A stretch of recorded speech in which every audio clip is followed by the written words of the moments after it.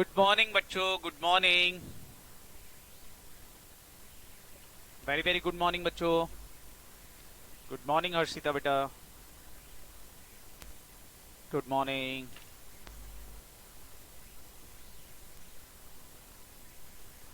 Good morning Manas बेटा, good morning. चले, good morning Siddhi, good morning Mohammad, good morning. चलें start करते हैं। Redemption of debentures part 2। Redemption of debenture के अंदर बच्चों मैंने आपको बोला कि देखो कंपनी अपने लोन का रिपेमेंट कर रही है, और जब लोन का रिपेमेंट करेगी कंपनी तो दो चीजें यहां ध्यान रखने वाली बात है। दो चीजें कौन कौन सी जो आपको ध्यान रखना है, दैट्स इंपॉर्टेंट। वो ये कि बच्चों पेमेंट के लिए ये पैसा कहां से आया, सोर्स ऑफ मनी क्या है। सोर्स ऑफ मनी अगर आउट ऑफ कैपिटल है तो उसके ऊपर डीआरआर रूल एप्लीकेबल नहीं होते हैं, और बच्चों उनको कोई डीआरआर बनाने की जरूरत नहीं होती। सिंपल सी बात है। लेकिन कंपनी लोन पैसा कमा के, जो पैसा कमाया उससे चुकाती है, तो उसको डीआरआर बनाना पड़ेगा। डीआरआर विद सिंकिंग फंड भी हो सकता है, विदाउट सिंकिंग फंड भी हो सकता है। विदाउट सिंकिंग फंड मतलब मैंने आपसे बोला था मिनिमम रिक्वायरमेंट पूरी करना जो 10 और 15% है। 10 और 15% से ज्यादा वैल्यू का डीआरआर बनाते हो या उससे ज्यादा इन्वेस्टमेंट करते हो तो वो क्वेश्चन हो जाते हैं विद सिंकिंग फंड वाले। तो आप विद सिंकिंग फंड भी कर सकते हो। डीआरआर रूल आपके ऊपर एप्लीकेबल हो जाएंगे। डीआरआर रूल क्या थे, किसके ऊपर एप्लीकेबल है, किसके ऊपर एप्लीकेबल नहीं है। मैंने आपको बताया था कि बैंकिंग कंपनी या फाइनेंशियल इंस्टीट्यूशंस के ऊपर एप्लीकेबल नहीं होते हैं, लिस्टेड कंपनी पे भी एप्लीकेबल नहीं होते हैं। एक अनलिस्टेड कंपनी जो कि फाइनेंस में डील नहीं करती उनके ऊपर एप्लीकेबल होते हैं। डीआरआर रूल लगते हैं तो जितने टोटल डिवेंचर हैं उसकी 10% वैल्यू के बराबर का आपको क्या बनाना जरूरी है, डीआरआर बनाना जरूरी है। साथ ही साथ जितने डिवेंचर करेंट ईयर में रिडीम करने वाले हो, जैसे 5 लाख में से 1 लाख ही रिडीम कर रहे हो आप, तो जितने डिवेंचर करेंट ईयर में रिडीम करोगे उसके 15% के बराबर का अमाउंट या तो शेड्यूल बैंक में जमा करना पड़ेगा या फिर आप गवर्नमेंट सिक्योरिटीज या ट्रस्ट सिक्योरिटीज में पैसा इन्वेस्ट करके रख सकते हो, तो इन्वेस्टमेंट करना पड़ेगा।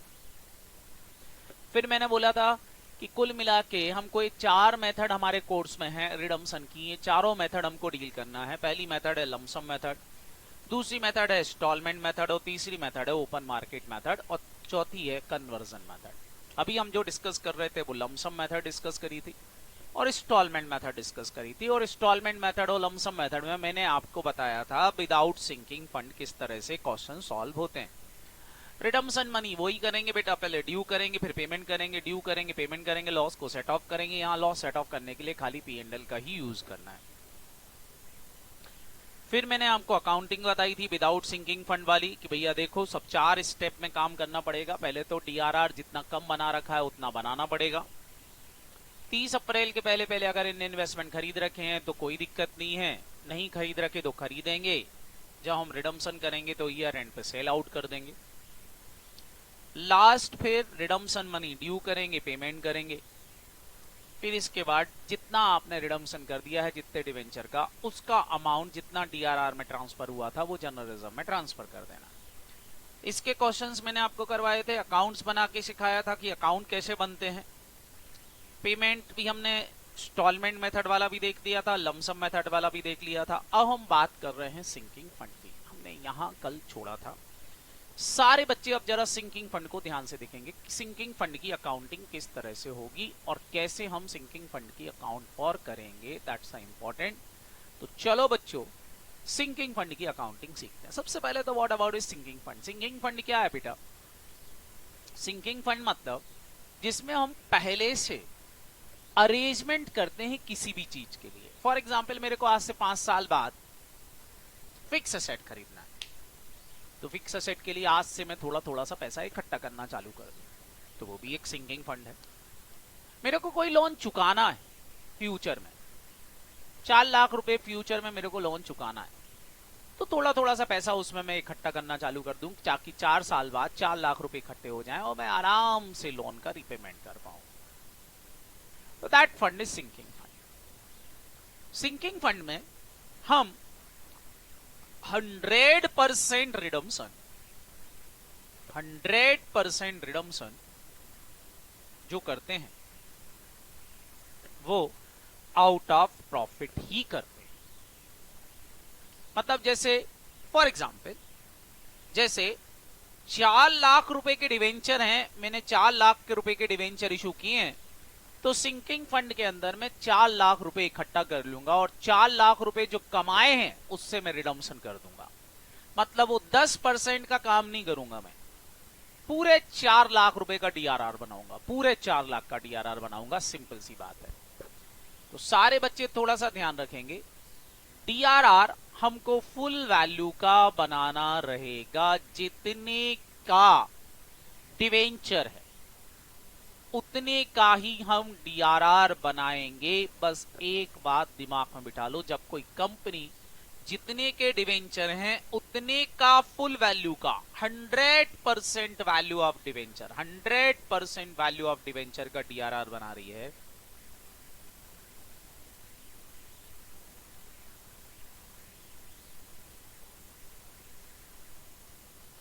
का डीआरआर बना रही है अगर, तो समझ जाओ कि वो क्वेश्चन हमारा क्या हो गया। फटाफट सारे बच्चे जल्दी से बता दो, सिंकिंग फंड वाला क्वेश्चन हो गया। सिंपल, 100% वैल्यू का डीआरआर बनाना है।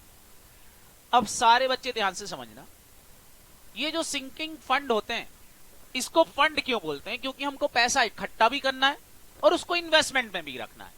मतलब वो पैसा हमारे बिजनेस में नहीं लगा के रखना। कुल मिला के ये, अगर आप बिजनेस में लगा के रखोगे तो कोई मतलब ही नहीं है।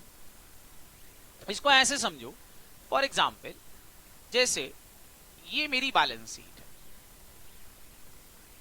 अब ध्यान से सुनना, हमेशा बैलेंस शीट में सोर्स और रिसोर्स दोनों होते हैं, इसलिए बेटा इस चीज को ध्यान से देखना। मैंने क्या किया, कुछ प्रॉफिट कमाया। कितने रुपए का प्रॉफिट कमाया? 1 लाख का। तो 1 लाख रुपए का यहां बैंक बैलेंस भी आ गया होगा, क्योंकि मैंने 1 लाख रुपए प्रॉफिट से कमाया है, तो असेट में 1 लाख आया होगा। तो फंड उसको बोलते हैं जिसमें कंपनी क्या करे कि पहले तो ये जो पीएनएल बनाया है, जो पीएनएल बनाया है, इस पीएनएल का नाम चेंज कर दे। भैया इस पैसे को हम पीएनएल में नहीं रखेंगे, क्योंकि पीएनएल में रखेंगे तो डिविडेंड बढ़ जाएगा, तो इसका नाम चेंज कर दिया PNL account debit to DRR. 1 lakh रुपए में डिवेंचर के रिडम्पशन में यूज करूंगा, इसलिए 1 लाख रुपए यहां रख लिया। साथ ही साथ ये बैंक बैलेंस जो कंपनी के बैंक में पड़ा हुआ है पैसा 1 लाख रुपए, 1 लाख कंपनी के बैंक अकाउंट में नहीं रखेंगे, इसको कंपनी के बैंक अकाउंट से निकाल करके कहीं इन्वेस्टमेंट कर देंगे, इन्वेस्टमेंट के रूप में रखेंगे, ताकि हम जब डिवेंचर को बेचें, डिवेंचर का रिडम्पशन करें, तो इन इन्वेस्टमेंट को बेच के उनका पेमेंट किया जा सके। मतलब दो काम करेंगे, जितनी वैल्यू से डीआरआर बनाएंगे उतनी पूरी वैल्यू हम इन्वेस्टमेंट के फॉर्म में भी रखेंगे। क्योंकि ये पैसा हमारे बिजनेस से बाहर रहता है, इसलिए इसको डिवेंचर रिडम्पशन रिजम ना बोलकर डिवेंचर रिडम्पशन फंड बोल देते हैं। फंड, फंड का मतलब क्या है कि हमने पैसा हमारे बिजनेस में नहीं रखा, बिजनेस से कहीं बाहर इन्वेस्टमेंट कर रखा है। अगर बिजनेस में ही रख रखा है तो रिजर्व क्रिएट बोलते हैं, उसको रिजर्व बोल देते हैं। तो फंड और रिजर्व में इतना पैसा फर्क होता है कि फंड का पैसा हमारे बिजनेस में नहीं लगा रहता, बिजनेस से कहीं बाहर इन्वेस्टेड रहता है। क्यों? क्योंकि हमको फ्यूचर में जरूरत पड़ेगी तो हम पैसे को हम क्या कर पाएंगे बेटा, यूटिलाइज कर पाएंगे, प्रॉपरली यूटिलाइज कर पाएंगे। इसलिए यहां पर डिवेंचर रिडम्पशन फंड बनेगा रिजर्व्स की जगह, या सिंकिंग फंड बोल दो उसको, आप सिंकिंग फंड भी बोल सकते हो, उसमें कोई दिक्कत नहीं। तो सारे बच्चे बताएं, इतना सबको समझ में आ गया कि नहीं? जल्दी जल्दी बताएं, जितनी बातें मैंने आपको बताई उतना समझ में आया कि नहीं? पहली बात मैंने आपसे बोला, हम 100% रिडम्पशन 100% रिडम्पशन डीआरआर के थ्रू करेंगे।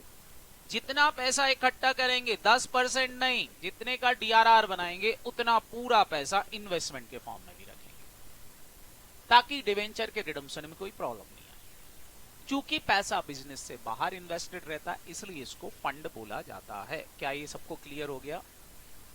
Anshika saying yes sir, Arpit saying yes sir, Manas saying yes sir, very good बेटा।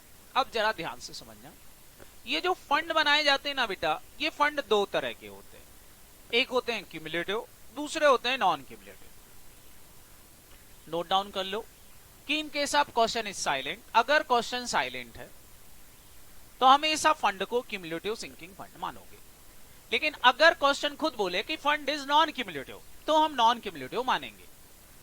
सर क्यूमुलेटिव नॉन क्यूमुलेटिव में फर्क क्या है, मैं आपको समझा रहा हूं, छोटा सा फर्क है, जरा सारे बच्चे ध्यान से समझ।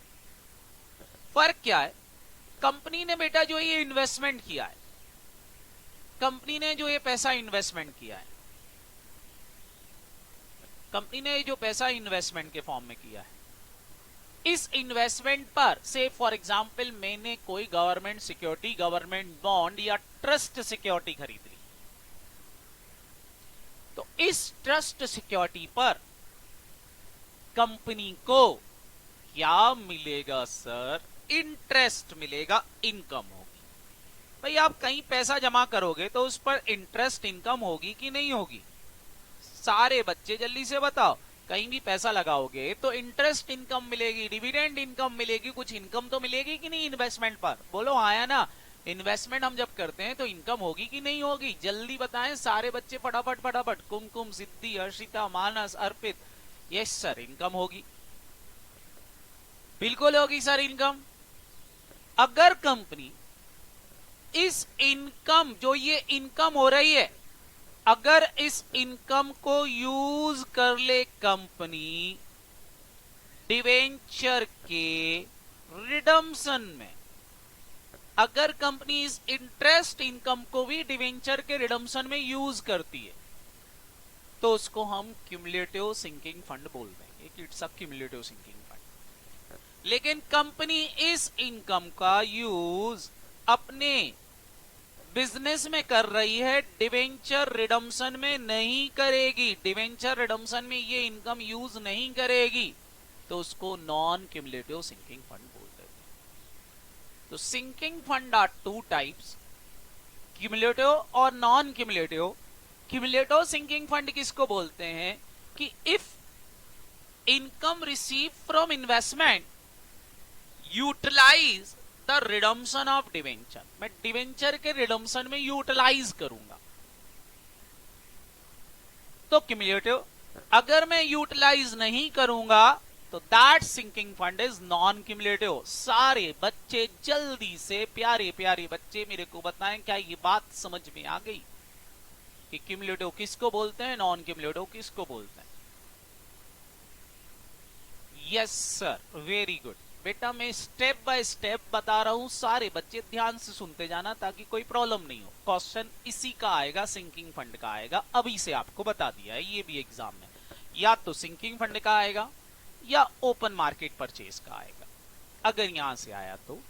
और तीसरा इंपॉर्टेंट होता है कन्वर्जन, तो कन्वर्जन वाला पूछ सकते हैं, इसलिए इन चीजों को बहुत ध्यान से देख लेना। ओके, क्या बोला, पहली बात तो हम DRR 10% बनाएंगे कि 100% बनाएंगे, जल्दी जल्दी बताओ। सिंकिंग फंड मेथड में 100%। इन्वेस्टमेंट 15% करेंगे कि 100% करेंगे? 100%। जितना DRR बनाया पूरा पैसा इन्वेस्टमेंट के फॉर्म में रखेंगे, वेरी गुड। दूसरा, अगर मैं इन्वेस्टमेंट की इनकम को यूटिलाइज कर रहा हूं डिवेंचर के रिडम्पशन में, तो क्या बोलेंगे उसको? क्यूमुलेटिव। अगर मैं यूटिलाइज नहीं करता हूं उस इनकम को, तो क्या बोलेंगे उसको? Non cumulative. Very very good, ये हुई ना बात, गुड। तो अब बेटा हम इस कॉन्सेप्ट को पढ़ सकते हैं, चलो स्टार्ट करते हैं। अब सारे बच्चों को समझाता हूं मैं किस तरह से सारे पॉइंट होंगे, तो आपको बात समझ में आ जाएगी, ध्यान से समझना।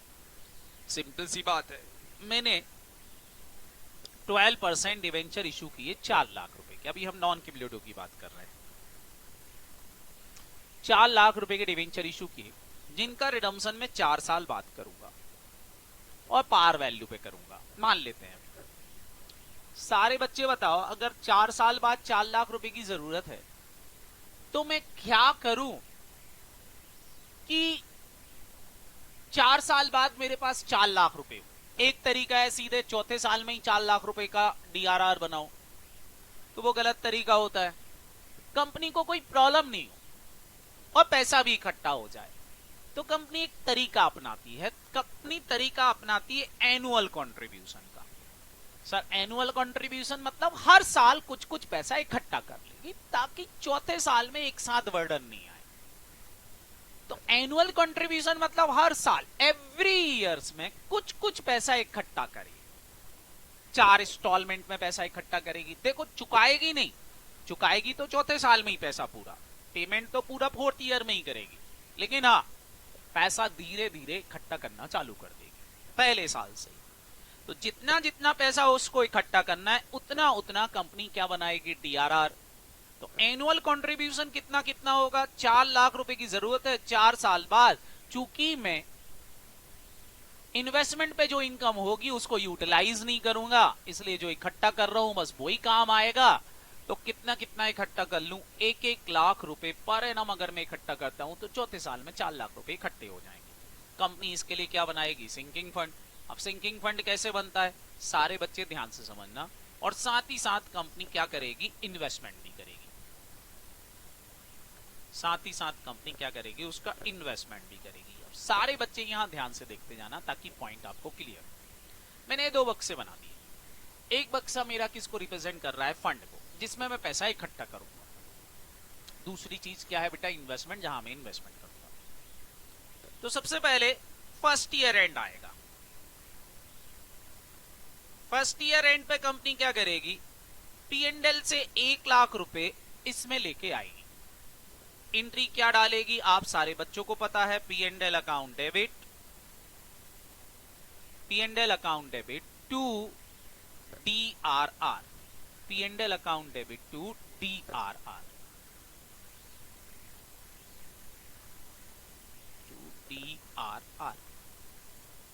कितने रुपए लेके आए, 1 लाख।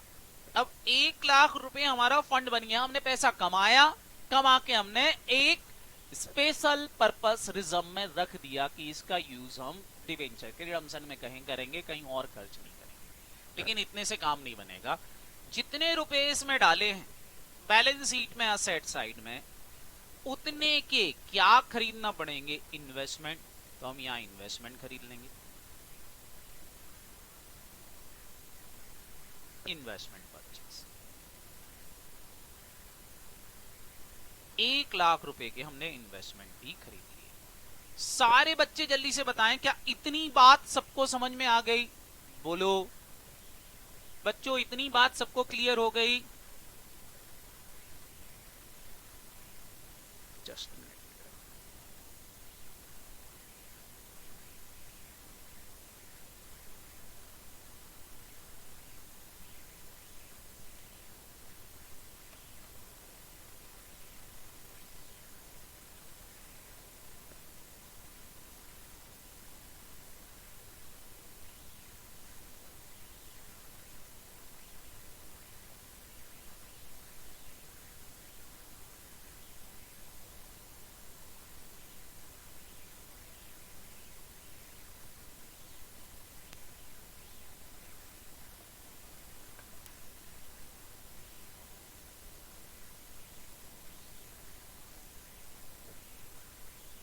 सर, तो 1 लाख रुपए के हमने इन्वेस्टमेंट खरीद लिए। अब मेरी बैलेंस शीट में क्या होगा, समझ में आ गया होगा, लाइबिलिटी साइड में डीआरआर दिखेगा, असेट साइड में 1 लाख रुपए के इन्वेस्टमेंट दिखेंगे। इतना सबको क्लियर हुआ, बोलो ऐसा। अब दूसरा साल आएगा, सेकेंड ईयर एंड आएगा, जल्दी से बताएं। जब सेकेंड ईयर एंड आएगा तो क्या होगा, फटाफट फटाफट जल्दी से बताओ, सेकेंड ईयर एंड पे क्या होगा, बोलो सर। सेकेंड ईयर एंड पर फिर से, सेकेंड ईयर एंड पर फिर से P&L में से 1 लाख रुपए बचा के ले आएंगे, और 1 लाख रुपए जो बचा के लाए हो, बताओ बेटा उससे फिर से मैं क्या खरीद लूंगा, इन्वेस्टमेंट। तो 1 लाख रुपए और इकट्ठे हो गए। सबको समझ में आ रहा है कि नहीं, 1 लाख रुपए और उठा लाए तो 1 लाख रुपए के क्या इकट्ठे हो गए बेटा, इन्वेस्टमेंट के 1 लाख रुपए इकट्ठे हो जाएंगे। तो 1 लाख रुपए और उठा लाएंगे, इतना सबको क्लियर हुआ? हेलो। तो 1 लाख रुपए और खरीद ला। यहां हमने क्या खरीद लिए बेटा? इन्वेस्टमेंट खरीद लिया। यहां लिख लेंगे इन्वेस्टमेंट परचेज।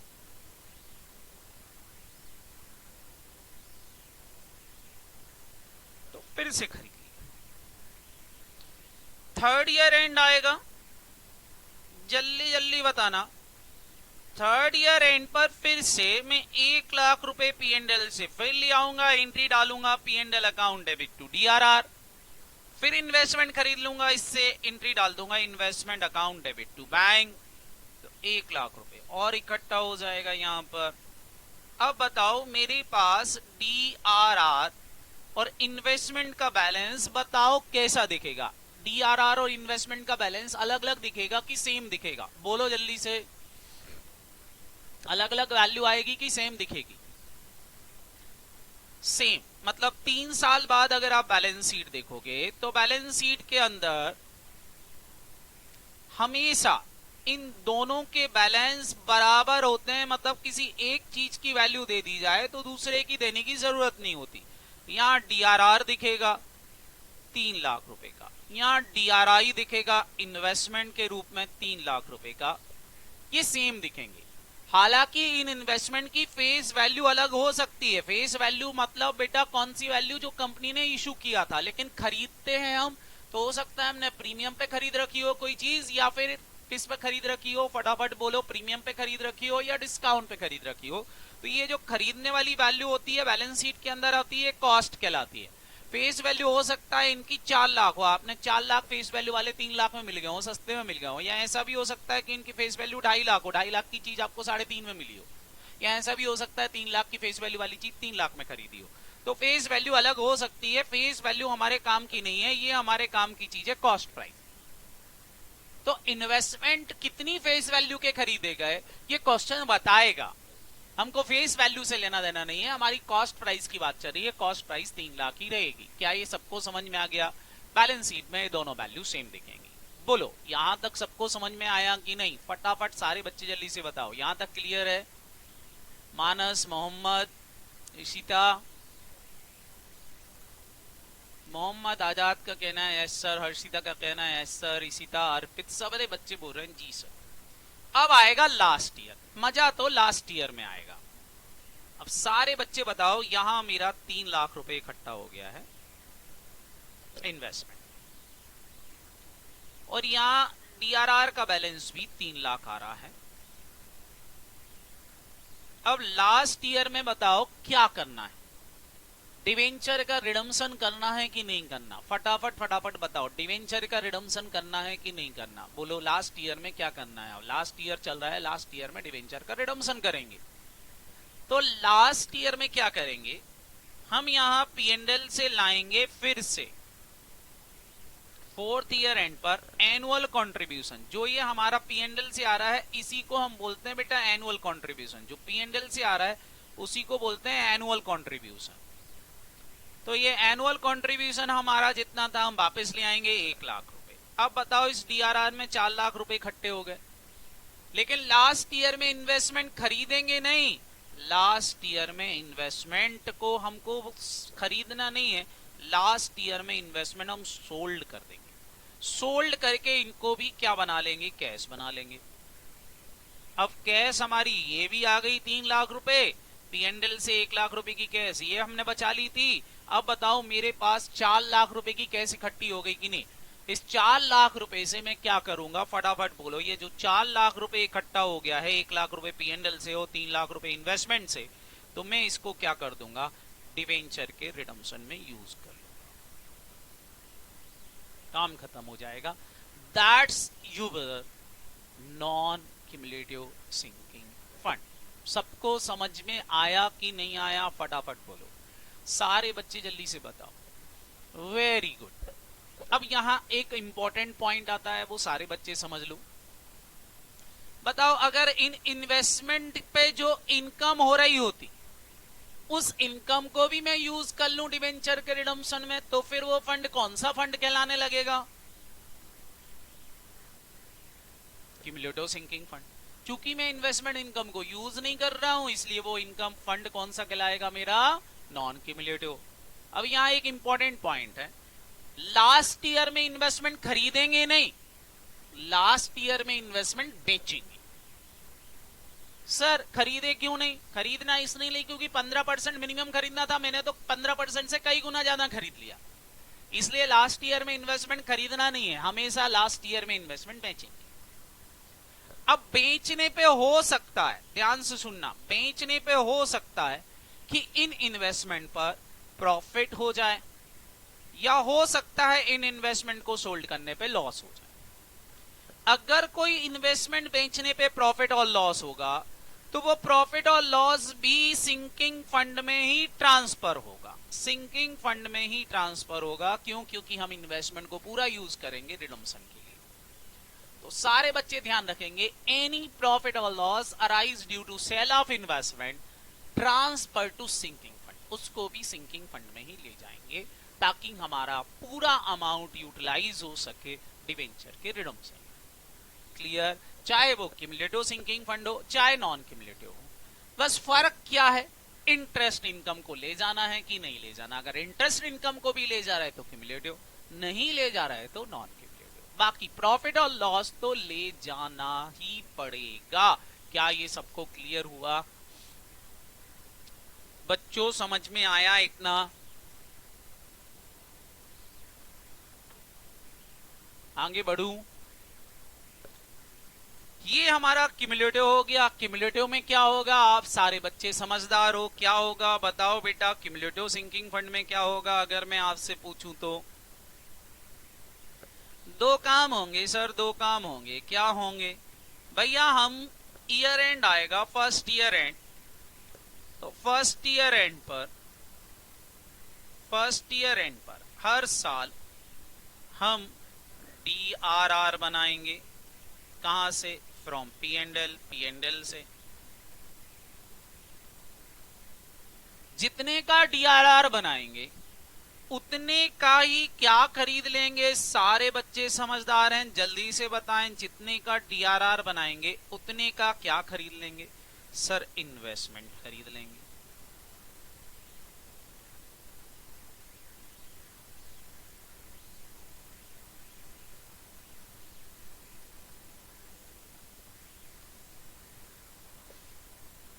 अब होगा ये, बस ये चेंज होगा कि हर साल इन इन्वेस्टमेंट पर इंटरेस्ट इनकम मिलेगी। इस इंटरेस्ट इनकम को भी हम ट्रांसफर कर देंगे डिवेंचर के रिडम्पशन के लिए। तो इस इंटरेस्ट इनकम को हम ट्रांसफर कर देंगे कहां पर, बस इतना ध्यान रखना है कि इसको भी हम हर साल ट्रांसफर करेंगे DRR में। तो ये इंटरेस्ट इनकम भी DRR में अगर आप लेके आ रहे हो तो वो फंड कौन सा फंड बन जाएगा, क्यूमुलेटिव बन जाएगा कि नॉन क्यूमुलेटिव बन जाएगा? जल्दी से बताओ वो कौन सा बन जाएगा बेटा, क्यूमुलेटिव सिंकिंग फंड बन जाएगा। बस इतना आपको मेमोराइज रखना है, याद रखना है। ओके, समझ में आ गया बेटा? सर इसका अकाउंट बना के बताओ। बिल्कुल बेटा, मैं अकाउंट बना के बता रहा हूं। सारे बच्चे अब जरा डिवेंचर रिडम्पशन फंड कैसे बनाएंगे बस ये देख लो, बाकी अकाउंट तो सेम बनेंगे जैसा हमने उस दिन पढ़े थे। सारे बच्चे यहां फंड को देखेंगे। हम डिवेंचर रिडम्पशन फंड का बैलेंस हमेशा कौन सा होता है, ध्यान रखेंगे सर, क्रेडिट बैलेंस होता है, हमको पता है। हर साल इसमें क्या प्लस होगा, जितना जितना आप एनुअल कंट्रीब्यूशन कर रहे हो। कहां से कंट्रीब्यूट कर रहे हो एनुअल कंट्रीब्यूशन? P&L से जितना जितना बैलेंस ला रहे हो, तो P&L अकाउंट से जो एनुअल कंट्रीब्यूशन करोगे वो इसमें इकट्ठा होता जाएगा। तो एनुअल कंट्रीब्यूशन,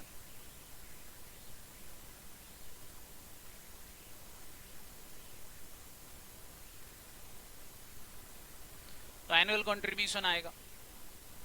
सर और क्या आएगा आप बताओ? इन्वेस्टमेंट की इनकम भी इसी में आएगी।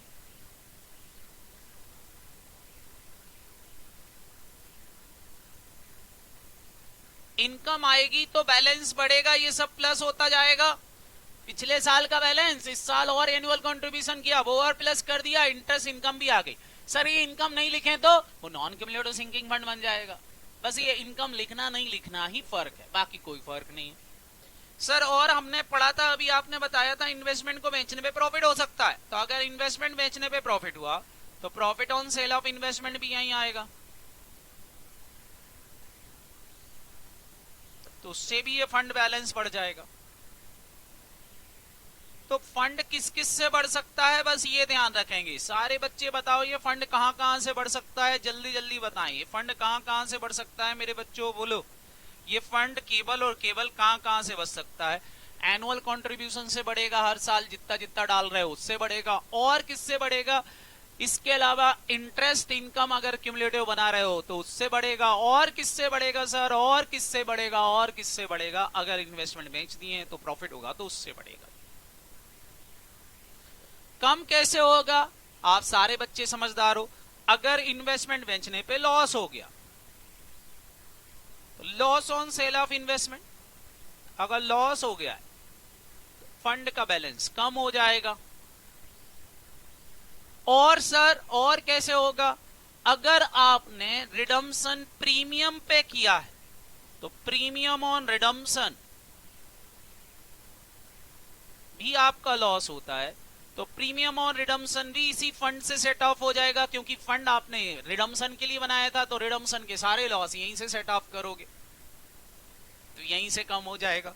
सर और कैसे कम होगा? और कुछ नहीं करना बेटा, रिडम्पशन के बाद चूंकि आपने इस से रिडम्पशन कर दिया, तो रिडम्पशन के बाद जो बैलेंस बच गया वो ट्रांसफर हो जाएगा जनरल रिजर्व में, काम खत्म हो जाएगा, अकाउंट टैली हो जाएगा।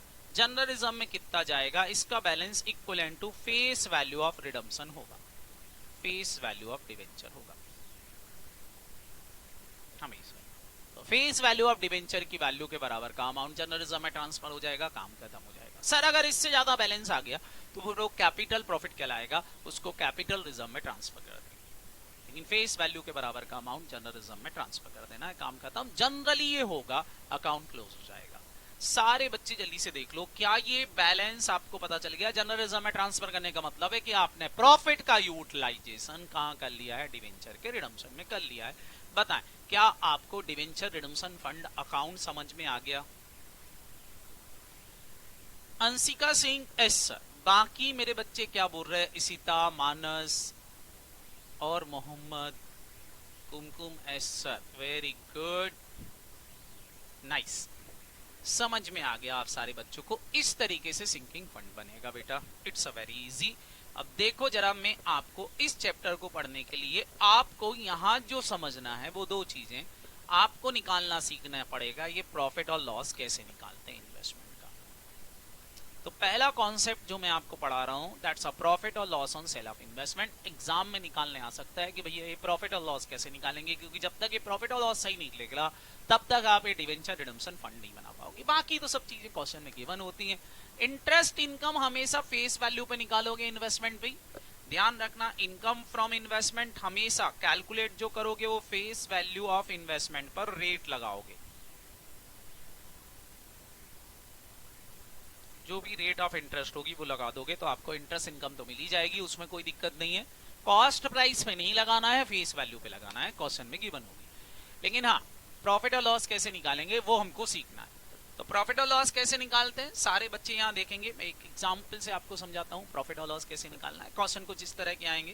क्वेश्चन बोलेगा डिवेंचर रिडम्पशन रिजर्व या फंड पड़ा है 1,80,000 का, जो रिप्रेजेंट कर रहा है 2 लाख रुपए के 10% वाले गवर्नमेंट स्टॉक को। फिर बोलना है इन्वेस्टमेंट को सोल्ड कर दिया एट द रेट ऑफ 83%।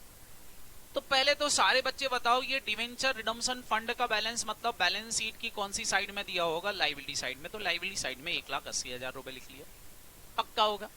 और 1,80,000 ही इन्वेस्टमेंट होगा, ध्यान रखना। कॉस्ट प्राइस 1,80 होगी। अब सर यहाँ तो 2 लाख लिखा है, तो ये 2 लाख रिप्रेजेंट कर रहा है फेस वैल्यू को, क्योंकि हमने पढ़ा है इन दोनों के बैलेंसेस बराबर होते हैं। कॉस्ट प्राइस और P&L से जितना लाए वो बराबर होता है। तो इंपॉर्टेंट इज दैट कि 1,80 ही कॉस्ट होगी, 2 लाख कॉस्ट नहीं।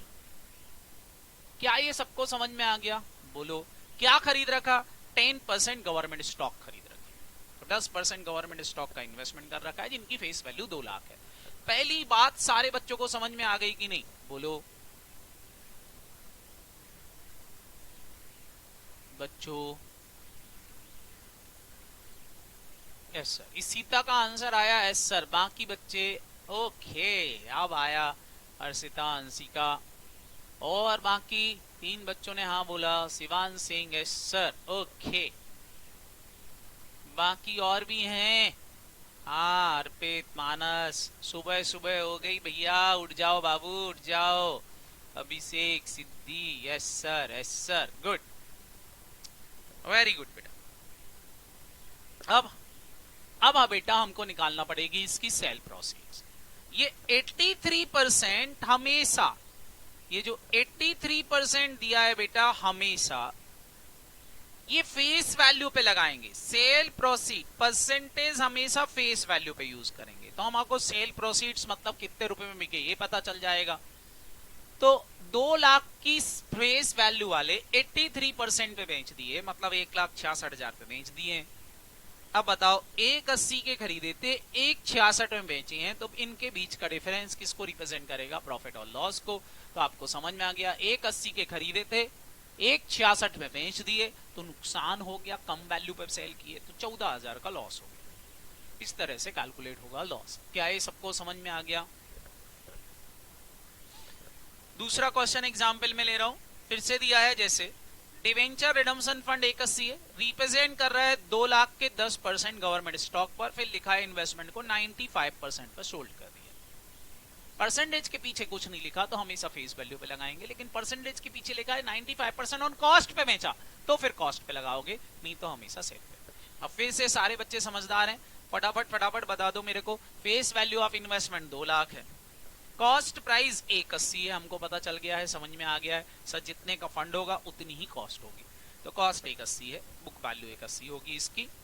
अब सारे बच्चे बताओ सेल प्राइस कैसे निकालोगे? सेल प्राइस कैसे निकालोगे? आप सारे बच्चे समझदार हो, इस फेस वैल्यू पर क्या कर दोगे? 95% कर दोगे। करना मेरे बच्चों, 2 लाख रुपए का 95% क्या वैल्यू आ गई? जल्दी से बता दो सर, 1,90,000।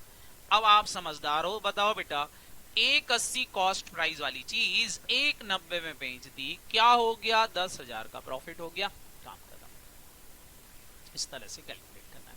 तो लॉस भी हो सकता है, प्रॉफिट भी हो सकता है। परसेंटेज हमेशा फेस वैल्यू पे लगाना, जब तक क्वेश्चन खुद स्पेसिफाई ना करे कि वो परसेंटेज कॉस्ट पे लगाना है, तब तक आप हमेशा परसेंटेज फेस वैल्यू पर ही लगाओगे। क्लियर बच्चों? बाकी बच्चे समझ में आ गया? एक और एग्जाम्पल लेके आ रहा हूं। कई बार क्वेश्चन ऐसा आ जाता है कि इन्वेस्टमेंट एक जगह नहीं 2 जगह कर रखा होता है। क्वेश्चन इज सेइंग कि डिवेंचर रिडम्पशन रिजर्व 1,80 का है, जो रिप्रेजेंट कर रहा है 1,50,000 10% गवर्नमेंट स्टॉक जो परचेज करे थे हमने 80% पर, 80% पे खरीदे थे, मतलब समझ में आ गया होगा, 1,50 की चीज का 80% पे खरीदे थे, तो इसका मतलब कितने के खरीदे होंगे? 1,20 के खरीदे होंगे, तय है। 1,50 का 80% कर दो बेटा, 1,50 फेस वैल्यू है, ध्यान रखना 1,50 फेस वैल्यू है, 1,50 फेस वैल्यू के 80% मतलब 1,20 पे खरीदे होंगे। और दूसरा बोल रहे हैं हमने खरीदे थे 50,000 फेस वैल्यू वाले 10% गवर्नमेंट पेपर, तो 10% गवर्नमेंट पेपर खरीदे, वो भी फेस वैल्यू 50,000, लेकिन अब इसकी कॉस्ट प्राइस नहीं बताई। आपको पता है टोटल 1,80 होना चाहिए, 1,80 से कम ज्यादा नहीं हो सकता। तो 1,20 यहां हमने ये खरीदे हैं, तो बाकी 60,000 के पक्का गवर्नमेंट पेपर खरीदे होंगे। पता चल गया कि 60,000 के गवर्नमेंट पेपर खरीदे। अब आपके पास 2 इन्वेस्टमेंट है, एक गवर्नमेंट स्टॉक और एक गवर्नमेंट पेपर। अब दोनों को बेचेंगे, तो क्वेश्चन बोल रहा है गवर्नमेंट स्टॉक बिक गया 90% पर और गवर्नमेंट पेपर बिके 110% पर। तो कॉस्ट प्राइस तो हमको पता है दोनों की 1,80 है, फेस वैल्यू हमको क्वेश्चन में दी थी, हमारे काम की चीज होती है कॉस्ट प्राइस, तो कॉस्ट प्राइस तो हमको दोनों की पता है 1,80 है। कितने में बेच दिए? क्वेश्चन बोल रहा है एक बेचा 90% पर, तो क्या करोगे? 1,50 का 90% करोगे फेस वैल्यू का, तो 1,50 का 90% कर देंगे तो सेल प्राइस आ जाएगी, कितने में बेचा होगा ये? 1,35 में। और ये कितने में बेचा है, बोल रहा है 50,000 की चीज, जो 50,000 की फेस वैल्यू थी उसको 110% पे बेचा है, तो ये बेचा होगा 55,000 का। अब आपके पास दोनों की सेल प्राइस आ गई, तो एक पे प्रॉफिट हुआ एक पे लॉस हुआ, आपको तो ओवरऑल प्रॉफिट और लॉस निकालना है, ओवरऑल प्रॉफिट और लॉस। तो कुछ नहीं करना, आप क्या करना, टोटल कॉस्ट प्राइस तो आपको पता है 180 है, दोनों की टोटल सेल प्राइस निकाल लो। बताओ बच्चों, दोनों की सेल प्राइस टोटल कितनी हो रही है, टोटल सेल प्राइस ये 135 में बिका है, ये 55 में बिका है। बताओ जल्दी से दोनों की सेल प्राइस कितनी हो गई, 135 और 55, फटाफट जल्दी से निकाल के बता दो मेरे को, 135 और 55 कितनी हो गई दोनों की सेल प्राइस मिला के, बोलो सर 190। अब आपको समझदार हो, बताओ बेटा 180 की चीज हमने खरीदी थी, 190 में बेच दी, तो ओवरऑल प्रॉफिट अपने आप ही 10,000 आ जाएगा, आपको एक एक का निकालने की जरूरत नहीं है। एक एक का निकालोगे तो सेट ऑफ करके भी वैल्यू वही 10,000 रुपए ही बचेगा। एक पे प्रॉफिट हुआ 10,000 का, एक पे 5,000 का लॉस हुआ, 15,000 का प्रॉफिट है, 5 का लॉस है, नेट 10,000 बचेगा, 10,000 रुपए हमारे डिवेंचर रिडम्पशन फंड में जाएगा। बताओ बच्चों, क्या ये सबको समझ में आ गया? एक से ज्यादा दिए हैं तो भी कैलकुलेशन ओवरऑल पे ही करना रहेगा। क्लियर? सिंपल है बेटा, हमने ये 150 का खरीदा फेस वैल्यू वाला, और ये 50,000 की फेस वैल्यू वाला खरीदा था। आपको ये नई भी निकालो तो कोई दिक्कत नहीं है, कितनी कॉस्ट है आपको पता है, दोनों मिला के 180 के होंगे, ये दोनों मिला के 180 के होंगे, आपको ये तो पता है ना, दोनों मिला के कितने कॉस्ट के होंगे बताओ, दोनों मिला के कितने के होंगे, 180 के होंगे, हमको ये पता है, इससे ज्यादा हो नहीं सकते क्योंकि 180 का DRR था। अब ये निकाल लिया, तो आपको कॉस्ट तो पता है दोनों की 180 है, हमको टोटल से मतलब रखना है, हमको इंडिविजुअल से मतलब नहीं है, हमको नहीं पता है इनकी कॉस्ट टोटल अलग अलग क्या है, लेकिन ये तो पता है ना टोटल 180 के। दोनों की फेस वैल्यू क्वेश्चन में गिवन है कि एक 50 फेस वैल्यू वाला और एक 50,000 फेस वैल्यू वाला खरीदा है, इस फेस वैल्यू से सेल प्रोसीड निकाल लेंगे, तो सेल प्राइस आ गई 190, 190 और 180 दोनों के बीच का डिफरेंस जो होगा वो हमारा प्रॉफिट और लॉस होगा, काम खत्म, आ गया। हमको इंडिविजुअल निकालने की जरूरत नहीं है, मैं ये बोल रहा हूं। ओके, काम खत्म। 10 जगह इन्वेस्टमेंट कर रखा तो भी ओवरऑल निकाल लेना, काम खत्म, ओवरऑल प्रॉफिट और लॉस निकालना, एक एक का प्रॉफिट और लॉस निकालने की जरूरत नहीं है। इस तरह से कैलकुलेशंस करेंगे। ये था बेटा हमारा क्या, कैलकुलेशंस। इस तरीके से आपसे एग्जाम में क्वेश्चंस पूछे जाते हैं, अब आपको निकालना रहेगा। क्लियर? चलो, जैसे अब यहां आ गया सर, बिल्कुल कैश फ्लो के जैसा ही होगा, बिल्कुल वैसे ही सोल्व करना है। अब सारे बच्चे यहां एक और चीज ध्यान से समझेंगे, अगर कंपनी ने खुद के ऑन डिवेंचर खरीद रखे इन्वेस्टमेंट पर, खुद के ही ऑन डिवेंचर्स खरीद रखे, तो वो हमेशा फेस वैल्यू पर ही बिके हैं ऐसा अज्यूम करोगे, मतलब उनकी सेल प्राइस फेस वैल्यू ही मानोगे, क्योंकि उनको बेचने की जरूरत ही नहीं है, डायरेक्ट रिडम्पशन कर देंगे उनका। तो अगर हमने हमारे ही डिवेंचर में पैसा लगा रखा है इन्वेस्टमेंट के रूप में, तो उनकी सेल प्राइस हमेशा फेस वैल्यू के बराबर ही मानोगे। लेकिन किसी दूसरी जगह लगा रखा है तो निकालेंगे, क्वेश्चन बताएगा कितने में बेचा, 110% पर, तो 110% पे ही बेचेंगे। मतलब जब सेल प्राइस निकालोगे तो ऑन डिवेंचर अगर हैं तो उनकी सेल प्राइस हमेशा क्या होगी, फेस वैल्यू के बराबर ही लोगे, बाकी की फेस वैल्यू आप जो है वही लोगे जो क्वेश्चन बोल रहा है, आपकी सेल प्राइस आ जाएगी। और मैंने बोला कॉस्ट तो आपको पता है 180 ही होगी, क्योंकि 180 का DRR बनाया था। टोटल फेस वैल्यू को टोटल सेल प्राइस से कंपेयर कर लोगे तो आपका क्या आ जाएगा, प्रॉफिट और लॉस आ जाएगा। तो टोटल कॉस्ट प्राइस को कंपेयर कर लो टोटल सेल प्राइस से, तो आपका प्रॉफिट और लॉस आ जाएगा, काम खत्म हो जाएगा। क्या ये बात सबको समझ में आ गई? बोलो। अगर ऑन डिवेंचर में पैसा लगाया है तो उसकी सेल प्राइस फेस वैल्यू के बराबर ही लेना है, बस ये ध्यान रखना, क्योंकि वो हमारे खुद के इन्वेस्टमेंट है। ओके, हेलो, जतिन के अलावा बाकी बच्चे फटाफट फटाफट। अंशी का एस सर समझ में आ गया, इसीता एस सर समझ में आ गया, गुड। बाकी के लिए हमको निकालना पड़ेगा, क्वेश्चन बताएगा कि कितनी इतनी फेस वैल्यू वाला कितने परसेंट बिका, 110, 120, 140 कितने में बिका, वो बताएगा, जो बताएगा उसमें परसेंटेज लगा के कैलकुलेशंस कर। तो ये था बेटा हमारा इन्वेस्टमेंट से रिलेटेड पॉइंट, आपको ये बनना चाहिए। अब सारे बच्चे यहाँ ध्यान से देखेंगे, क्वेश्चंस के अंदर जो बैंक बैलेंस दिया रहता है वो ऑलरेडी मैंने आपको बताया था, वो बिफोर रिसीव ऑफ इंटरेस्ट हो सकता है या आफ्टर रिसीव ऑफ इंटरेस्ट हो सकता है। अब जैसे एक क्वेश्चन एग्जाम्पल में समझो, क्वेश्चन में दिया है 4 लाख रुपए का डीआरएफ है, डीआरआई भी 4 लाख का ही होगा, ये तो हमको पता है। ये दोनों चीजें बैलेंस शीट के अंदर डीआरएफ और डीआरआई दोनों सेम होगा। फेस वैल्यू बोल रहा है इसकी 5 लाख है, रेट 10% है। अब सारे बच्चे बताओ, क्वेश्चन बोल रहा है कि ये बैंक बैलेंस दिया है, वो भी बिफोर रिसीव ऑफ इंटरेस्ट, मतलब अभी इंटरेस्ट रिसीव होना बाकी है। क्या करोगे सारे बच्चे बताओ, बैंक में इंटरेस्ट जोड़ोगे कि नहीं? पैसा मिलेगा तो बैंक बैलेंस बढ़ेगा। बताओ कितना इंटरेस्ट मिला होगा, बताओ इंटरेस्ट कॉस्ट प्राइस पे मिलेगा कि फेस वैल्यू पर मिलेगा? मैंने अभी बताया था, जल्दी से बता दो। अब इंटरेस्ट की बात, इंटरेस्ट किस पे मिलेगा? जोर से बोलो, फेस वैल्यू या कॉस्ट प्राइस पर? बोलो जल्दी से, इंटरेस्ट किस पे मिलेगा? Cost price. ये कॉस्ट कहलाती है बेटा जो बैलेंस शीट में बाहर दी है, और ये जो अंदर दी है that's a face value. Face value बताओ किस पे मिलेगा? इंटरेस्ट किस पे मिलेगा? जल्दी, कुमकुम, अर्पित, सिद्धि, हर्षिता, शिवांश, अंशिका, जतिन, बोले किस पर मिलेगा इंटरेस्ट? सर आपने बताया था फेस वैल्यू पर। तो फेस वैल्यू 5 लाख है, 5 लाख पे इंटरेस्ट मिलेगा आपको 10% से, तो बैंक में 50,000 रुपए जोड़ना पड़ेगा। सर 50,000 यहां जोड़ा, 50,000 यहां भी जोड़ोगे? हाँ बिल्कुल जोड़ेंगे। अगर आपका क्यूमुलेटिव सिंकिंग फंड हुआ तो 50,000 रुपए से यहाँ बैंक बैलेंस बढ़ेगा, और 50,000 रुपए यहां भी जुड़ेगा, इंटरेस्ट इनकम यहां ट्रांसफर होगी। अगर ये क्यूमुलेटिव हुआ, नॉन क्यूमुलेटिव हुआ तो डीआरएफ में ये 50,000 जोड़ने की जरूरत नहीं है। ओके, तो इंटरेस्ट इनकम का ध्यान रखेंगे। अगर बैंक बिफोर इंटरेस्ट दिया है तो बैंक में भी जोड़ेंगे, और साथ ही साथ डीआरएफ में भी ट्रांसफर करेंगे अगर क्यूमुलेटिव। लेकिन क्वेश्चन इज सेइंग कि sinking fund is non cumulative, तो बैंक में तो जोड़ना, क्योंकि बैंक में पैसा तो आएगा, लेकिन डीआरएफ में नहीं जोड़ना है। क्लियर? हेलो बच्चों, समझ में आ गया? सेम यहां बताओ, क्वेश्चन में दिया है bank balance after receive of interest. Bank का बैलेंस जो है वो आफ्टर रिसीव ऑफ इंटरेस्ट है। तो अब इंटरेस्ट इनकम तो निकालेंगे, फिर भी निकालेंगे इंटरेस्ट इनकम। कितनी आएगी? सर 5 लाख की फेस वैल्यू का 10% 50,000 की इनकम आएगी। अब इस 50,000 की इनकम का क्या करें?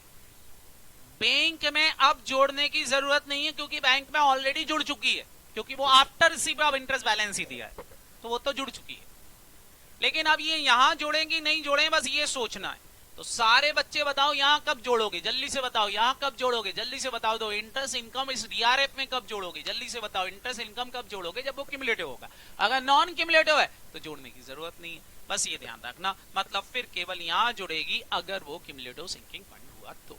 और मैंने बोला था question is silent always taken कि fund is cumulative sinking fund, जब तक कि क्वेश्चन खुद ना बोले। क्लियर? मतलब मैं इंटरेस्ट इनकम फिर एक साइड ही जोड़ूंगा, दूसरी साइड जोड़ने की जरूरत नहीं। समझ में आ गया बेटा? हेलो, इंटरेस्ट इनकम का पॉइंट क्लियर हो गया? बाकी तो कोई दिक्कत नहीं, बाकी डीआरएफ की सारी चीजें दी रहती हैं, हम बहुत इजीली क्वेश्चन को सॉल्व कर सकते हैं। तो चलो हो जाए एक आध क्वेश्चन, करते हैं क्वेश्चंस। देखो फटाफट यहां ध्यान से देखते जाएंगे, कोई ब्रेक नहीं रहेगा। कुमकुम दीदी आज कोई ब्रेक नहीं रहेगा, बिल्कुल कुमकुम बेटा, बिल्कुल कोई ब्रेक नहीं मिलने वाला। सीधा 2 घंटे की बैच है, 2 घंटे की क्लास के बाद मैं आपको दिन भर का ब्रेक दूंगा। आज रात में भी क्लास लूंगा और ये चैप्टर खत्म करवाऊंगा। सारे बच्चे यहां ध्यान से देखेंगे। दिया 9% डिवेंचर है आपके पास 2.5 लाख के, 10% डिवेंचर रिडम्पशन रिजर्व दिया है 180 का, जो रिप्रेजेंट कर रहा है 2 लाख के गवर्नमेंट स्टॉक को, 2 लाख के गवर्नमेंट स्टॉक। क्वेश्चन बता रहा है एनुअल कंट्रीब्यूशन करते हैं डिवेंचर रिडम्पशन रिजर्व में 50,000 ईयर एंड पर। अब आपको समझ में आ गया ये 50,000 क्या चीज है? सारे बच्चे बताओ 50,000 क्या चीज है? एनुअल रिटर्न बता दिया कि हर साल 50,000 रुपए इकट्ठा करते हैं। जो जल्दी से बता दे मेरे बच्चों, ये 50,000 क्या चीज है? फटाफट मेरे को ताकि समझ में आ जाए। 50,000 क्या चीज है? बोलो। एनुअल कंट्रीब्यूशन 50,000 करते हैं, बताओ ये क्या है? तो वो अमाउंट जो कहां से लेके आते हैं? प्रॉफिट एंड लॉस से। कहां? इस डिवेंचर रिडम्पशन रिजर्व में लेके आते हैं, ये दिया है। ठीक है सर, समझ में आ गया।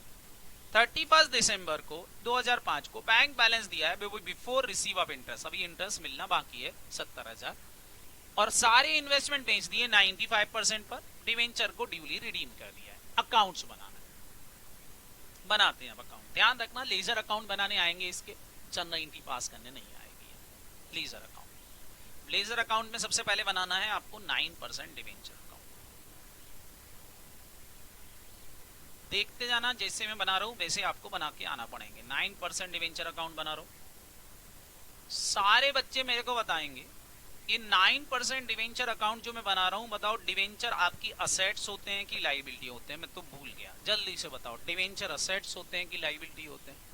सर लायबिलिटी होते हैं, कैसी बातें कर दी। Liability balance is always, liability balance is always credit, तो क्रेडिट साइड में लिख देंगे डिवेंचर का balance by balance brought down 250। Sir अब क्या करोगे? आपको पता है डिवेंचर को कहां ट्रांसफर करते हैं ड्यू करते समय? To debenture holder account. तो पहले इसको ले जाएंगे डिवेंचर होल्डर अकाउंट में 2.5 लाख रुपए को, और ये अकाउंट क्या हो जाता है? आप सारे बच्चे समझदार हो, बताओ बेटा, ये अकाउंट दोनों साइड का टोटल बराबर हो जाएगा, क्लोज हो जाएगा। ये बन गया एक अकाउंट, एक नंबर मिल गया। 2.5 लाख रुपए ट्रांसफर कर दिए डिवेंचर होल्डर अकाउंट में, तो पहला अकाउंट तैयार है बन के। दूसरा अकाउंट, आप सारे बच्चे समझदार हो, कौन सा अकाउंट बनाओगे? Debenture holder account. तो डिवेंचर होल्डर अकाउंट बना देंगे। डिवेंचर होल्डर आपकी क्या है? असेट्स या लायबिलिटी? सर लायबिलिटीज हैं, तो लायबिलिटी साइड में ही लिखोगे। क्या लिखोगे लायबिलिटी साइड में? आप सारे बच्चे समझदार हो, यहाँ डिवेंचर अकाउंट डिवेंचर होल्डर के नाम से डेबिट हुआ है, यहाँ क्रेडिट हो जाएगा। क्या लिख दोगे? By 9% debenture. 9% डिवेंचर की पोस्टिंग कर दी, कितनी आ गए? 2.5 लाख रुपए। सर इस 2.5 लाख का क्या करना है? पेमेंट करना है, पेमेंट कर देंगे, लिख देंगे टू बैंक। लो भैया लो, बैंक अकाउंट से पेमेंट कर दिया 2.5 लाख रुपए। 2 नंबर मिल गए, 2 अकाउंट्स बन के तैयार हैं। कोई प्रीमियम पे पेमेंट नहीं है, अगर प्रीमियम होता तो प्रीमियम और रिडम्पशन और जोड़ देते, इसमें हमने कल पढ़ा था। काम खत्म। बताओ इन दोनों अकाउंट्स को बनाने में किसी को कोई दिक्कत? जल्दी जल्दी बता दो मेरे बच्चों, क्या इन दोनों अकाउंट्स को बनाने में किसी को कोई प्रॉब्लम? फटाफट फटाफट। सर बस इतना ही करना है, और क्या हर्षिता? ये तो 2 अकाउंट बन गए, debenture account debenture holder account. नहीं भी आता डेबिट क्रेडिट तो भी मैंने आपको बताया था कि बहुत इजीली कर सकते हो, 2-3 क्वेश्चन करोगे, सब में यही करना है। क्लियर हो गया? एक अकाउंट डिवेंचर अकाउंट, दूसरा बन गया डिवेंचर होल्डर, हो गया पेमेंट। अब इन्वेस्टमेंट अकाउंट बनाएंगे तीसरा, इन्वेस्टमेंट डिवेंचर रिडम्पशन इन्वेस्टमेंट। क्या खरीद रखा है? 10% गवर्नमेंट स्टॉक, 10% वाला गवर्नमेंट स्टॉक खरीद रखे।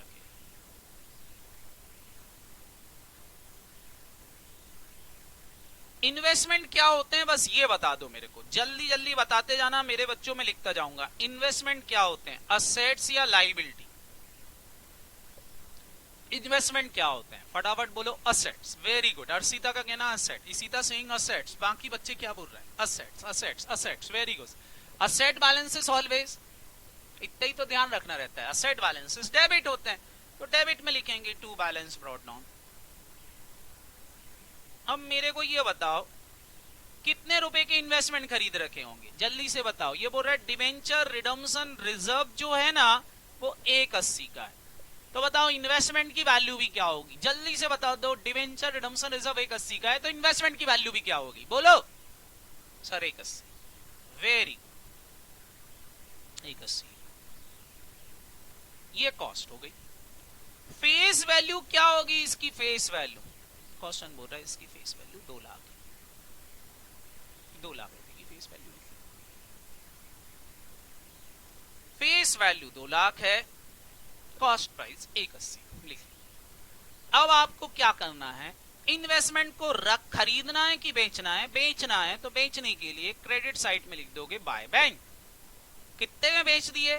That's a important question. बोल रहा है 95% पे बेच दिया। अब क्वेश्चन ये है कि 95% किसका करोगे? बताओ बेटा, 95% किसका करोगे? 2 लाख का करोगे कि 180 का करोगे? जल्दी से बताओ। 95% किसका पर लगाओगे? 95% किस पे लगाओगे? फेस वैल्यू पे। बस बेटा 2 लाख पर आप लगा दो 95%। कितना हो गया 2 लाख का 95%? बताओ बेटा कितना आ गया? सर 190। अब इसमें अपने आप ही डिफरेंस आएगा। आप समझदार हो, बताओ बेटा 180 की चीज 190 में बेच दी, क्या हुआ होगा? लॉस हुआ होगा कि प्रॉफिट हुआ होगा? बोलो जल्दी से, लॉस हुआ होगा कि प्रॉफिट हुआ होगा? प्रॉफिट। तो प्रॉफिट किस साइड लिखेंगे भैया? इस साइड का टोटल 190 आ रहा है, तो इधर का टोटल भी 190 होना चाहिए। यहां 180 लिखा है, तो आप समझदार हो, जो 10,000 का डिफरेंस आ रहा है वो आपका प्रॉफिट है, बस यहां लिख दोगे। और ये कहां ट्रांसफर करोगे? DRF में, डिवेंचर रिडम्पशन फंड में। यहां लिख दोगे प्रॉफिट ट्रांसफर्ड DRF 10,000। हमने पढ़ा था जो भी प्रॉफिट और लॉस होंगे वो डिवेंचर रिडम्पशन फंड में ट्रांसफर हो जाएंगे। ये बैलेंसिंग फिगर आ गया, ये आ गया प्रॉफिट 10,000 का। बताओ किसी को कोई दिक्कत इन्वेस्टमेंट अकाउंट बनाने में? दो चीजें लिखना है, ओपनिंग वैल्यू लिखना है, सेल प्राइस लिखना है, दोनों के बीच का डिफरेंस DRF में ट्रांसफर कर देना है। कर लोगे? हेलो, ऐसे काम खत्म। ये इन्वेस्टमेंट अकाउंट हो गया, एक नंबर और मिल गया। अब चौथा अकाउंट जो मैंने सिखाया था आपको, सर चौथा अकाउंट कौन सा है? DRR, डिवेंचर रिडम्पशन फंड, जिसको कि हम सिंकिंग फंड बोलते हैं। फंड मतलब प्रॉफिट, फंड मतलब प्रॉफिट। अब जल्दी से बताएंगे इस फंड का बैलेंस कौन सा होता है? फटाफट जल्दी से बताएंगे इस फंड का बैलेंस कौन सा होता है? जल्दी जल्दी बताएंगे, मैं लिखता जाऊंगा। इस फंड का बैलेंस कौन सा होता है? फंड हमेशा प्रॉफिट होते हैं, प्रॉफिट ऑलवेज क्रेडिट। तो क्रेडिट साइड में लिखेंगे बाय बैलेंस ब्रॉट डाउन। कितना बैलेंस होगा इसका? क्वेश्चन बता रहा है, बोल रहा है डिवेंचर रिडम्पशन रिजर्व का बैलेंस 180 है, 180 ओपनिंग बैलेंस है, लिख दिया क्रेडिट साइड। जितना इसका था उतना ही इन्वेस्टमेंट का होता है, हमने दोनों लिख रखे। दोनों ही अकाउंट को सीखना है, दोनों बन गए। अब इसमें क्या जुड़ता है? सबसे पहले मैंने बोला था एनुअल कंट्रीब्यूशन। एनुअल कंट्रीब्यूशन कहां से आता? P&L अकाउंट से। जल्दी से बताओ P&L अकाउंट से कितना आया? 50,000 क्वेश्चन बता रहा है, लिख दो। सर और क्या आएगी? आप बताओ, आपने समझदार हो। प्रॉफिट हुआ है इन्वेस्टमेंट बेचने पे, ये प्रॉफिट हुआ था, प्रॉफिट लिख दो यहां पर बाय प्रॉफिट। प्रॉफिट हुआ तो फंड का बैलेंस बढ़ जाएगा। Profit on sale of investment. कितने का प्रॉफिट हुआ है? सर 10,000 का, ये लो 10,000 रुपए, ये भी लिख दिया। अब क्वेश्चन ये उठता है कि इंटरेस्ट इनकम जोड़ूं कि नहीं जोड़ूं? बताओ बच्चों, इंटरेस्ट इनकम जोड़ूं कि नहीं जोड़ूं? जल्दी बताओ, इस फंड में जोड़ूं कि नहीं जोड़ूं? तो मैंने क्या बोला था, फंड का अज्यूमशन लेना पड़ेगा कि क्यूमुलेटिव है कि नॉन क्यूमुलेटिव। क्या अज्यूम करूं? क्वेश्चन ने तो बताया ही नहीं है फंड क्यूमुलेटिव है कि नॉन क्यूमुलेटिव है। क्या मानूं? जल्दी से बताओ। सर क्यूमुलेटिव मान लो। क्यूमुलेटिव मान लेंगे तो इंटरेस्ट इनकम भी जोड़ देंगे। यहां पर लिखोगे बाय इंटरेस्ट इनकम। यहां तो जोड़ना ही जोड़ना है। हाँ, क्वेश्चन खुद बोले कि नॉन क्यूमुलेटिव है तो नहीं जोड़। कितनी जोड़ोगे? सर फेस वैल्यू पे निकलती ये रहे 2 लाख। रेट है इनकी 10%। देखो गवर्नमेंट स्टॉक के साथ में 10% की रेट लगी थी, तो बस 2 लाख का 10% कर दो, तो 20,000 की इंटरेस्ट इनकम आ गई। अब मैंने क्या सिखाया था? बैलेंस कम दो चीजों से हो सकता है। बताओ कौन कौन सी दो चीजें? या तो इन्वेस्टमेंट पे लॉस हो, तो लॉस है ही नहीं।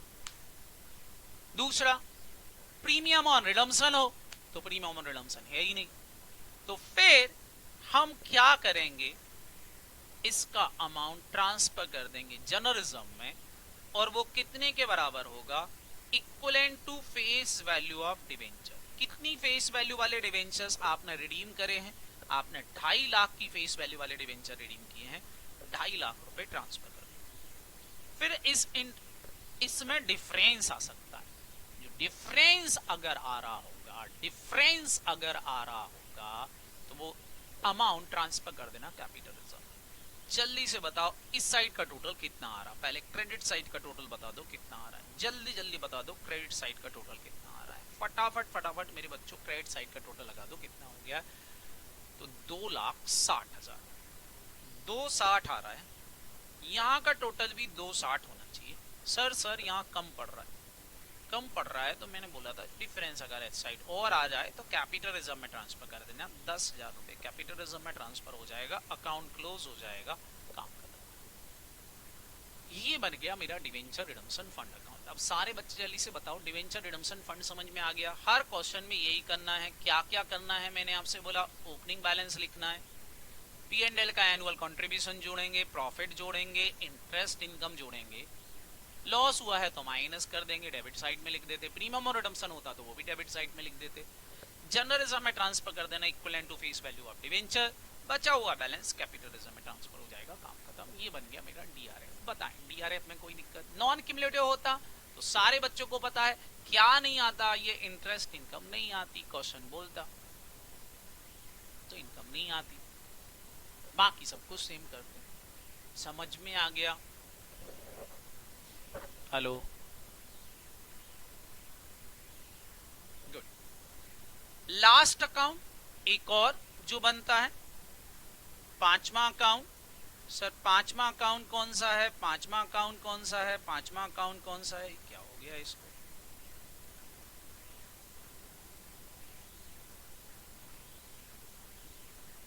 पांचवा अकाउंट कौन सा बनेगा? Bank account.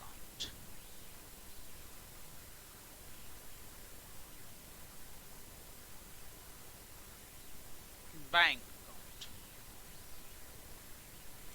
बैंक क्या होता है जल्दी से बताओ? बस ये 5 अकाउंट बनाने आते हैं, 6 नंबर के आएंगे, इसमें 2 नंबर का DRF होता है, बाकी सब एक एक नंबर के अकाउंट है। बैंक अकाउंट बनेगा। बैंक क्या है जल्दी से बताओ? असेट्स या लाइबिलिटी?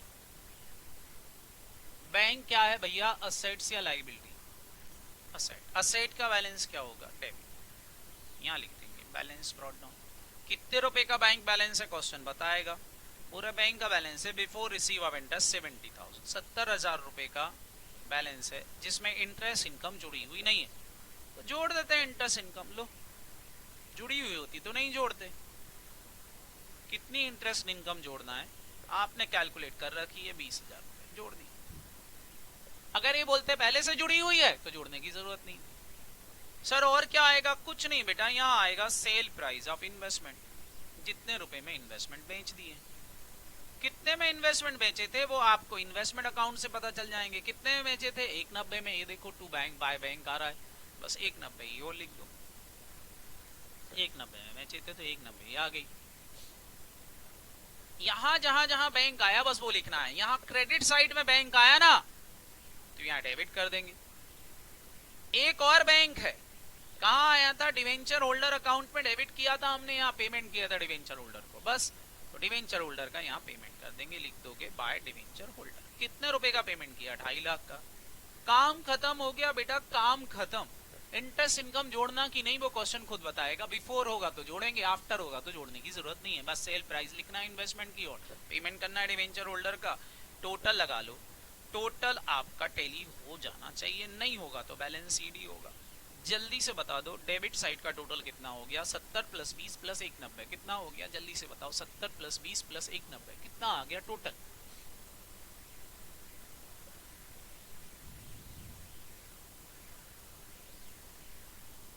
अरे बोलो अंशिका, सीता, जतिन, सिद्धि, शिवांश, कोई तो बोलो।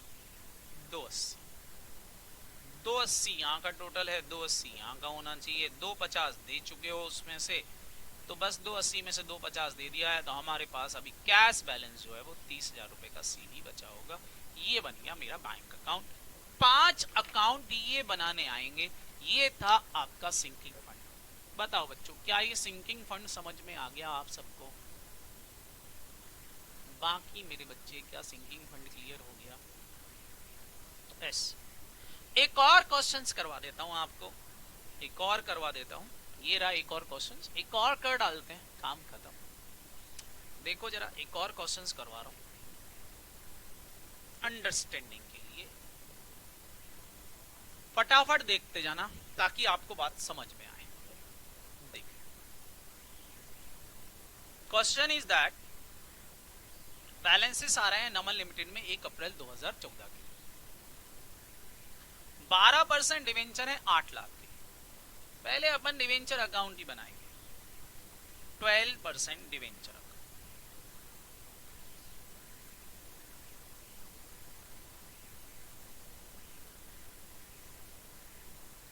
क्या होते हैं डिवेंचर? कोई बच्चा बताए डिवेंचर क्या होते हैं? असेट्स या liability? Sir liability. Balance brought down करके लिख दो 8 लाख। कहां ले जाते हैं डिवेंचर को? सर डिवेंचर होल्डर ले चल। लो भैया 8 लाख गए डिवेंचर होल्डर। अकाउंट क्लोज, एक नंबर मिल गया। बहुत डिफिकल्ट अकाउंट, दुनिया का सबसे डिफिकल्ट अकाउंट डिवेंचर अकाउंट।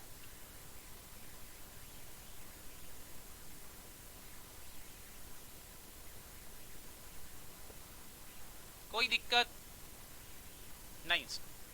एक और बनाएंगे सर। कौन सा? Debenture holder.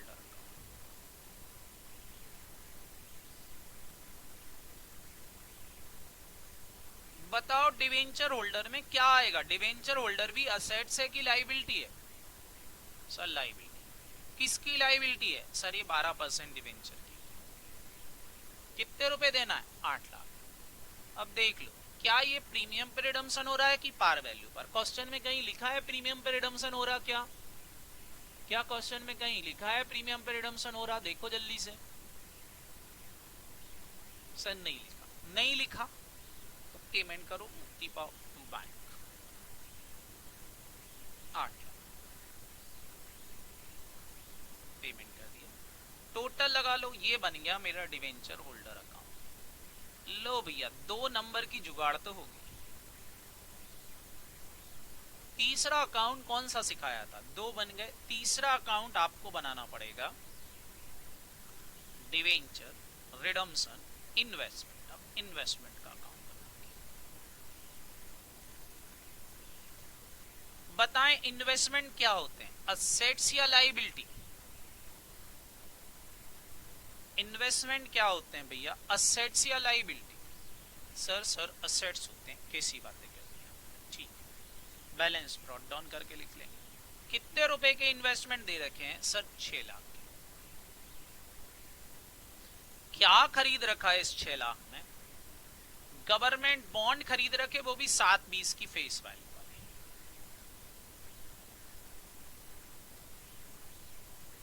कितने परसेंट वाले खरीद रखे हैं? 10% government.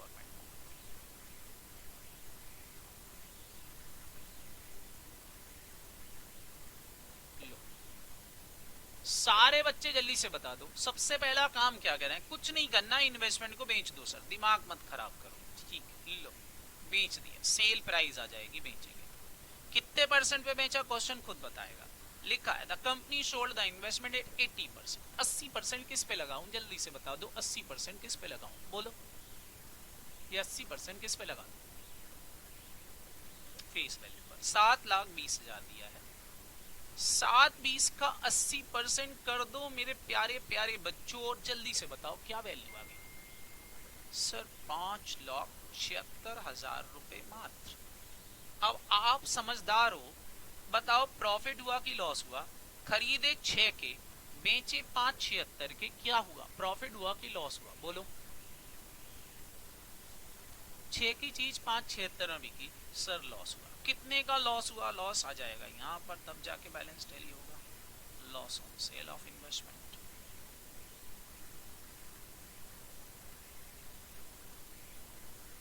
Transfer to DRF, DRR या डीआरआर।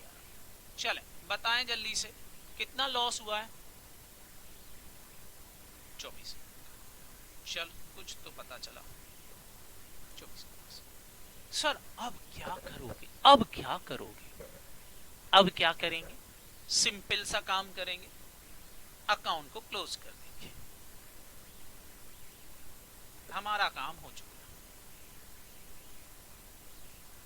दोनों साइड का टोटल 6 लाख। ये बन गया मेरा इन्वेस्टमेंट अकाउंट। एक नंबर और मिला। सर अब 2 नंबर का काम करेंगे। 2 नंबर का काम मतलब सर डिवेंचर रिडम्पशन फंड बनाएंगे। दो नंबर का काम मतलब वो वाला दो नंबर मत समझ ले, दो नंबर कमाना है डिवेंचर रिडम्पशन फंड या डीआरआर बना के। बताओ ये हमारा क्या होता है, असेट्स या लाइबिलिटी? जल्दी बताएं। लाइबिलिटी होता है सर। बैलेंस ब्रॉट डाउन करेंगे, यहाँ पर कितना बैलेंस दिया है जल्दी से बताएं। बैलेंस कितना चल रहा है इसका, इसका अलग चल रहा होगा, इन्वेस्टमेंट का अलग चलता है, फंड का अलग चलता है, दोनों के बैलेंसेस सेम होते हैं। कितना दिख रहा सिंकिंग फंड, 6 लाख रुपए का दिख रहा है, 6 लाख का क्रेडिट बैलेंस लिख दो इसका। सर क्या क्या जोड़ोगे इसमें, आप बताओ क्या क्या जोड़ेंगे? सर हम बताएंगे सबसे पहले एनुअल कंट्रीब्यूशन जोड़ दो जो P&L से आता है। बताओ कितने रुपए का एनुअल कंट्रीब्यूशन आ रहा है?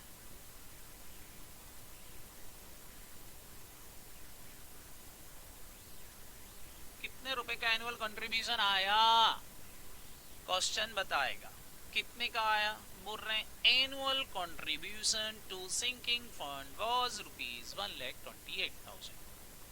लिख दो 128, मेरे बाप का क्या जा रहा। लो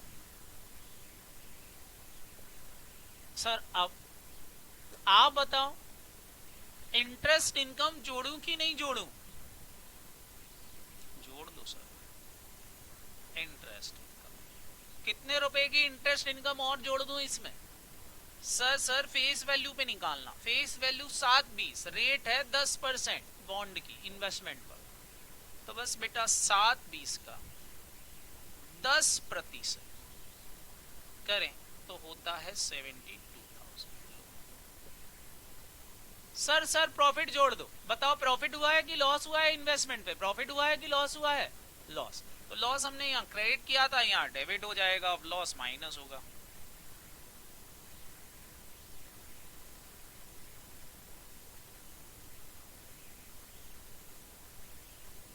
सर कितने का लॉस होगा? ओह माय गॉड 24,000 का लॉस होगा। ठीक है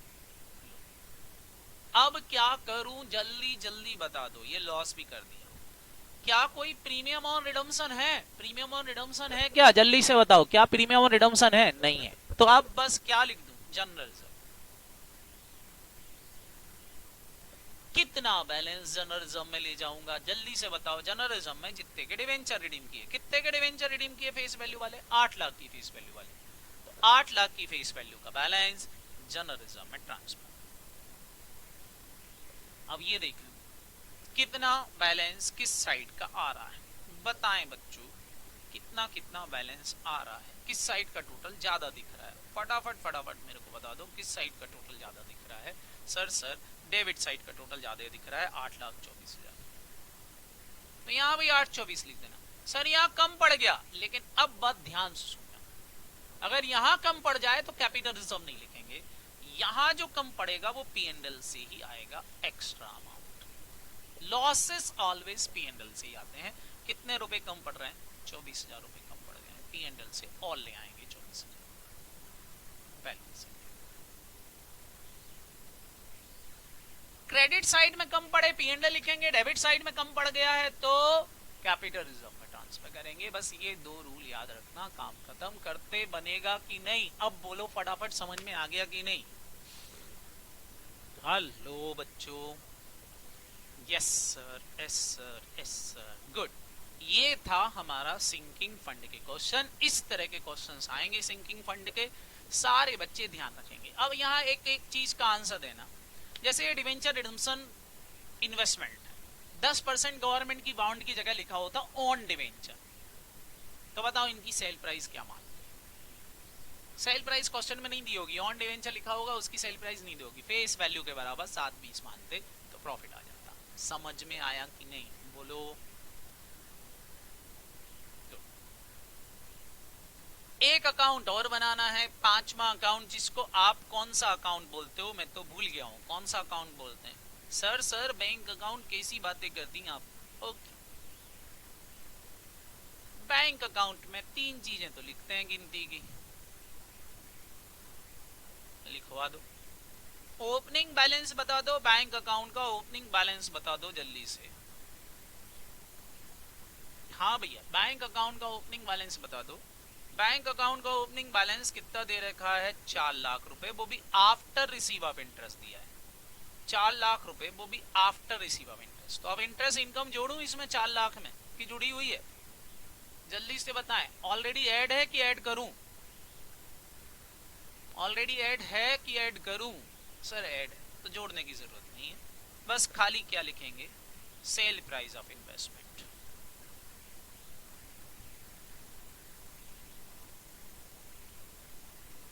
कितने रुपए में बेच दी है इन्वेस्टमेंट? आपको दिख रहा है 576 में बेचे थे, लिख दो 576। और कितने रुपए का पेमेंट कर दिया डिवेंचर होल्डर को? सर 8 लाख का। निकाल लो बैलेंस कितना बच गया होगा। यहाँ का टोटल आ रहा है 976। 976 में से 8 लाख रुपए माइनस कर दो, बैलेंस सीडी आ जाएगा।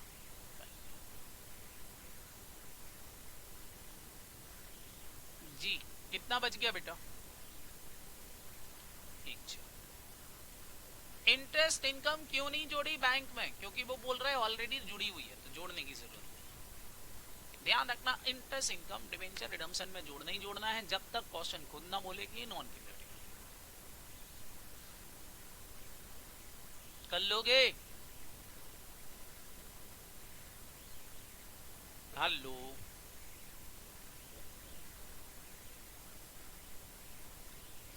तो ये थे हमारे सिंकिंग फंड के क्वेश्चंस। एक क्वेश्चन ये दिया है, ये आपके एग्जाम का क्वेश्चन है, स्टडी मटेरियल का क्वेश्चन है। स्टडी मटेरियल में दिया है क्वेश्चन, स्टडी मटेरियल के अंदर ये क्वेश्चंस दिया है। अब देखो जरा स्टडी मटेरियल के अंदर, यहाँ पर ढेर सारे इन्वेस्टमेंट दे रखे, ढेर सारे। पूरे पंजाब इलेक्ट्रिसिटी बॉन्ड खरीद रखे हैं, वाटर बॉन्ड खरीद रखे हैं, गवर्नमेंट इंडियन बॉन्ड खरीद रखे हैं, कोऑपरेटिव बैंक लोन का बॉन्ड खरीद रखा है, पता नहीं क्या क्या खरीद रखा है। फिर बोल रहे सब बेच दिए। पहले वाले एट पार पर, दूसरे वाले बेचे 91 के भाव से, तीसरे वाले बेचे हैं 109 रुपए में, चौथे वाले पहुंचे 103 में, और 1 जुलाई को डिवेंचर रिडीम कर दिए 5% प्रीमियम पर। आपको अकाउंट्स बनाना है रिलेटेड कंसर्न के। अब ये आपके स्टडी मटेरियल का क्वेश्चन, ढेर सारी इन्वेस्टमेंट। आप तो अकाउंट्स बनाओ। सबसे पहला सरल अकाउंट, कौन सा अकाउंट बनाओ? Investment account. मेरे साथ साथ जल्दी से बनवाना, फटाफट फटाफट साथ साथ बनवाना। सबसे पहले कौन सा अकाउंट बना दूं? कौन से परसेंटेज वाले? 8%।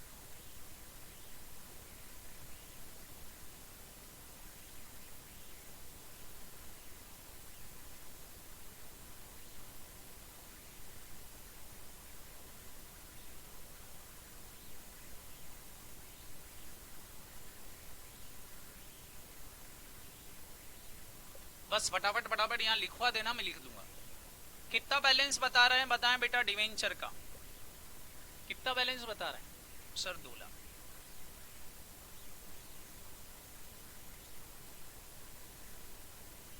क्या करूं अब इस 2 लाख का? क्या करूं अब? बोलते जाओ, इस 2 लाख का क्या करूं? कौन से अकाउंट में ट्रांसफर कर दूं? अब याद हो गया होगा, जल्दी से बता दो कौन से अकाउंट में ट्रांसफर कर दूं इस 2 लाख के डिवेंचर को? Debenture holder.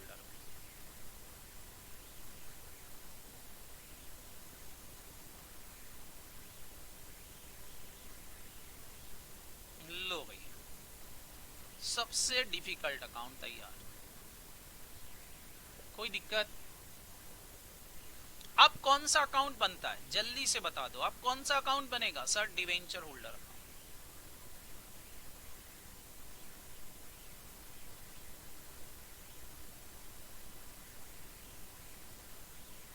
कहां से आया है डिवेंचर होल्डर? किसका पेमेंट करना है? सर 8% डिवेंचर का करना है, और क्या?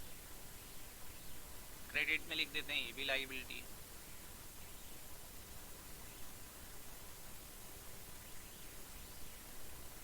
अच्छा, इनको 8 लाख ही देना है कि इनका कुछ प्रीमियम रीमियम भी देना है? सर प्रीमियम देना है, लिखा है रिडम्पशन एट प्रीमियम 5%, तो इसमें 5% प्रीमियम और जोड़ देते हैं, यहाँ लिखेंगे प्रीमियम और रिडम्पशन। कितनी देना है? 8 लाख रुपए की फेस वैल्यू पर 5% एक्स्ट्रा देना है, 40,000। सही है क्या? 40,000 बोलो हाँ है ना? तो बस ये ध्यान रखना, अगर क्वेश्चन में बोला है कि debentures were redeem at premium, तो प्रीमियम लिख देना। फटाफट सारे बच्चे जल्दी से निकाल के बता दो टोटल मिला के कितना पेमेंट करोगे बैंक। सर 8,40,000 करेंगे और क्या। लो भाई लो, अकाउंट टेली। किसी को कोई दिक्कत? ये प्रीमियम क्यों जोड़ दी, समझ में आया कि नहीं? Harshita, Siddhi, Sita, yes sir, good, very very good बेटा। क्वेश्चन में इसलिए जोड़ दी, नहीं होती तो नहीं जोड़ते। वेरी, डिवेंचर होल्डर अकाउंट भी बन गया। अब कौन सा अकाउंट बनाते हैं? हमको पता है सर, अब आप इन्वेस्टमेंट अकाउंट बनाओगे। Debenture redemption, investment account.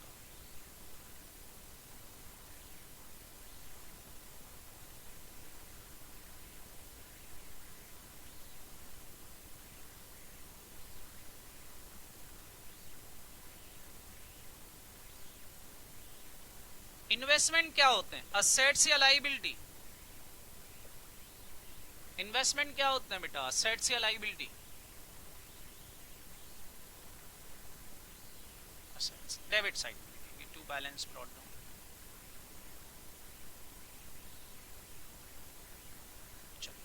क्या क्या है भैया हमारे पास, लिखना चाहिए। 6% Punjab electricity board bonds, 6% Punjab electricity board bond कितने के हैं? 71,260। फेस वैल्यू क्या है इनकी? इनकी फेस वैल्यू 70,000 है। लो, एक लिख लिया। ओवर क्या है? यूपी वाटर बोर्ड बॉन्ड, कितने परसेंट वाले? 5% वाले।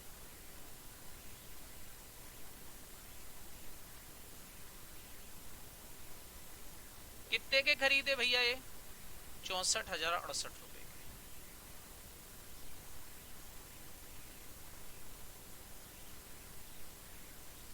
फेस वैल्यू क्या है? इस गरीब की फेस वैल्यू क्या है? इस गरीब की फेस वैल्यू 80,000। ठीक है सर। और क्या है? 8% गवर्नमेंट इंडियन लोन,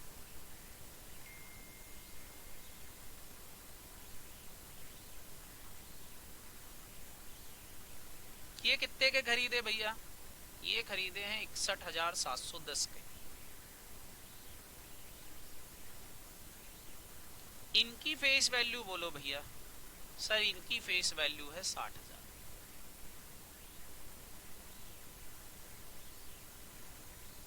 और भी खरीद रखा, कॉर्पोरेट बैंक लोन ले रखा है 7% से।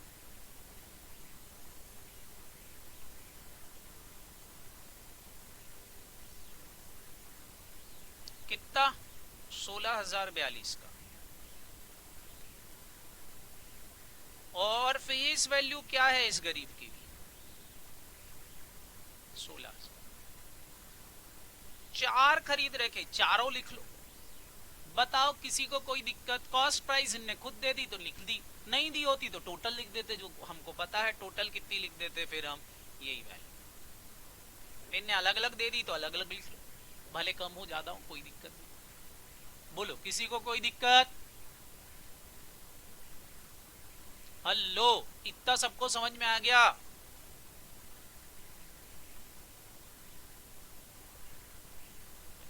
अब क्या करें? बेचेंगे इनको, और क्या, रखेंगे थोड़े ना। बाय बैंक, बेचो सर, बेचो, सब बेच दो, कुछ मत छोड़ो। पहला, इलेक्ट्रिसिटी बॉन्ड एट पार बेच दिए। एट पार मतलब फेस वैल्यू पर। तो इलेक्ट्रिसिटी बोर्ड बॉन्ड को एट पार सोल्ड कर दिया है। एट पार का मतलब होता है फेस वैल्यू पे बेच दिए, तो फेस वैल्यू 70,000 थी, 70,000 लिख दो। सेल प्राइस इनकी 70,000 होगी। दूसरा वाला बोल रहे हैं 5% लोन को 91 में बेचा। 5% लोन को 90% में बेचा, ये वाटर बॉन्ड हो गए, 5% वाले हैं। इनको 90% पे बेचा, बेच दो। UP water bond, face value है 80,000। इसको कितने रुपए में बेचा? 91 रुपीज, मतलब वही 91%। कितना आ रहा बताना इसकी सेल प्राइस 80,000 का 91%, जल्दी से बताएं कितना आ गया।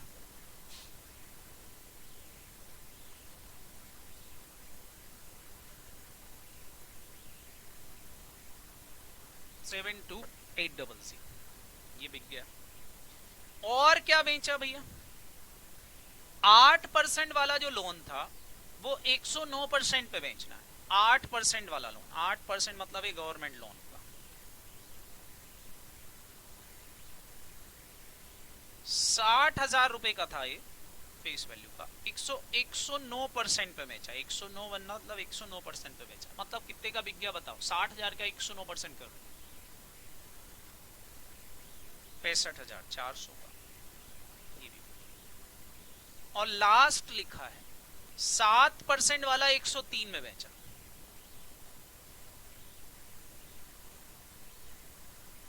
सीवी लोन 16,000 का था फेस वैल्यू वाला, इसको 103% पे बेचा, इसका 103% कर दो और जल्दी से बता दो कितनी आ रही है इसकी सेल प्राइस। 103% करके फटाफट जल्दी से निकाल के बता दो। 16,480 सही है, सबका आ गया। अब दोनों साइड का टोटल लगाओ, किस साइड का टोटल ज्यादा आ रहा है जल्दी से बता दो, किस साइड का टोटल ज्यादा आ रहा है। जिस साइड का टोटल ज्यादा आ रहा हो पहले मेरे को बता दो, क्रेडिट साइड का टोटल कितना आ रहा है और डेबिट साइड का टोटल कितना आ रहा है। पहले ये बताओ क्रेडिट साइड का टोटल या डेबिट साइड का टोटल, जल्दी से लगा के बताओ और बताओ कितना आ रहा है दोनों साइड में से, किस साइड का टोटल ज्यादा है। जल्दी से टोटल लगा के बताएं।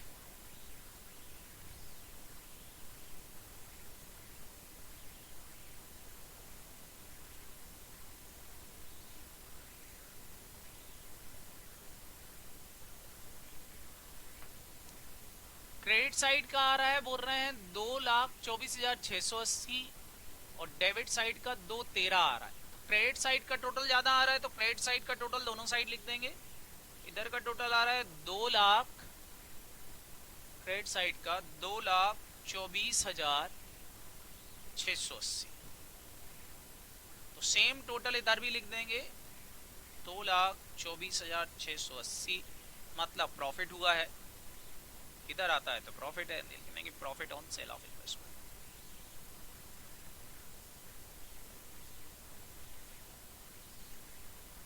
पढ़ के आया, अभी डेबिट साइड में लिखते तो प्रॉफिट होता है। कितना प्रॉफिट हो रहा है भैया, 11,600 रुपए कम पड़ रहा है, तो 11,600 रुपए का प्रॉफिट आ गया बैलेंसिंग फिगर। ये हो जाएगा transfer to DRF, debenture redemption fund. 11,600 का बैलेंस आ गया। ये 3-4 बिक गए, कोई दिक्कत है क्या, 5-6 दे दो, 10 दे दो, सब बेच देना, एक साथ ही निकालना, सबका एक एक का प्रॉफिट निकालने की जरूरत नहीं कि 8-10 अकाउंट बना के आ जाओ एग्जाम में, एक साथ ही बनाना सब। क्लियर? हेलो बच्चों, अब क्या बचा, अब बचा एक ही अकाउंट, कौन सा, DRF, debenture redemption fund. Debenture redemption fund और बचा, वो भी देख लेते हैं।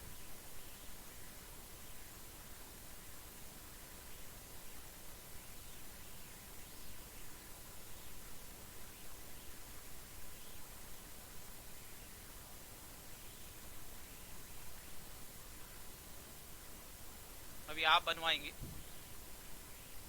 यहां लिख रहा हूं मैं बैलेंस ब्रॉट डाउन।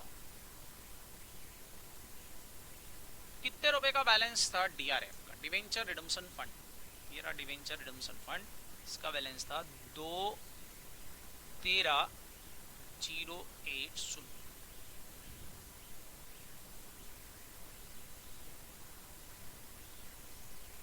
2,13,080 रुपए का बैलेंस था।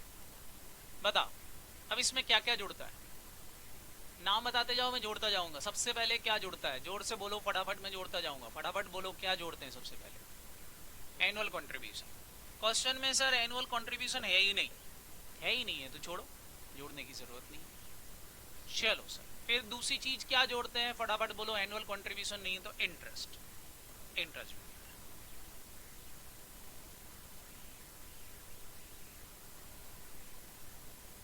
इंटरेस्ट इंटरेस्ट इनकम अलग निकलेगी, बहुत सारे इन्वेस्टमेंट थे। इंपॉर्टेंट इज दैट ये बैलेंस दिया था 30 जून का, ये सारे बैलेंसेस 30 जून के दे रखे और बोल रहे 1 जुलाई को रिडीम कर दिया। सारे बच्चे जल्दी से बताएंगे क्या इंटरेस्ट इनकम आएगी। 30 जुलाई का बैलेंस दिया है और 1 तारीख को ही रिडम्पशन कर दिया, बताएं बेटा क्या इंटरेस्ट इनकम आएगी। अगर डेट ऐसी दे रखी है जिसमें हम सेम डेट पे ही रिडम्पशन कर रहे हैं तो इंटरेस्ट इनकम लेने की जरूरत नहीं। सर ऊपर आपने ये सब नहीं देखा, ऊपर तो मैंने देख रखा था, बैलेंस दिए थे 1 अप्रैल के, रिडम्पशन कर रहे थे 31 मार्च का, पूरा 1 साल बाद, तो वहां पूरा इंटरेस्ट ले रहे थे। यहाँ कोई इंटरेस्ट इनकम भी नहीं आएगी। क्यों नहीं आ रही है? लॉजिकली सबको समझ में आ गया कि क्यों नहीं आ रही, बोलो। तो इंटरेस्ट इनकम भी नहीं आएगी। सर फिर और क्या आता है? प्रॉफिट आएगा।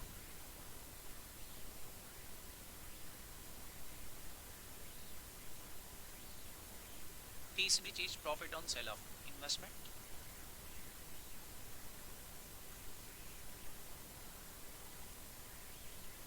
कितने रुपए का प्रॉफिट है सर? 11,600। अब लॉस सेट ऑफ करो सर। कौन कौन से लॉस सेट ऑफ करते हैं? एक मैंने बोला था प्रीमियम ऑन रिडम्पशन, सबसे पहले प्रीमियम ऑन रिडम्पशन। क्या प्रीमियम ऑन रिडम्पशन था? हाँ सर था। कितने रुपए का प्रीमियम रिडम्पशन है? 40,000। 40,000 का प्रीमियम रिडम्पशन सेट ऑफ होगा। और क्या लिखते हैं sir? General reserve. General reserve लिख दो यहाँ पर। जनरल रिजर्व में कितनी वैल्यू जाएगी? जल्दी से बताएं। जनरल रिजर्व में कितनी वैल्यू जाएगी? जितनी फेस वैल्यू का रिडम्पशन कर रहा है। कितनी फेस वैल्यू का रिडम्पशन कर रहे हो बोलो फटाफट, सारे बच्चे जल्दी से बता दें। कितनी फेस वैल्यू का रिडम्पशन हो रहा था? क्वेश्चन में देखो, डिवेंचर होल्डर को कितना पेमेंट किया है बोलो। 8,40,000 कहां से कर दिया? 2,40,000।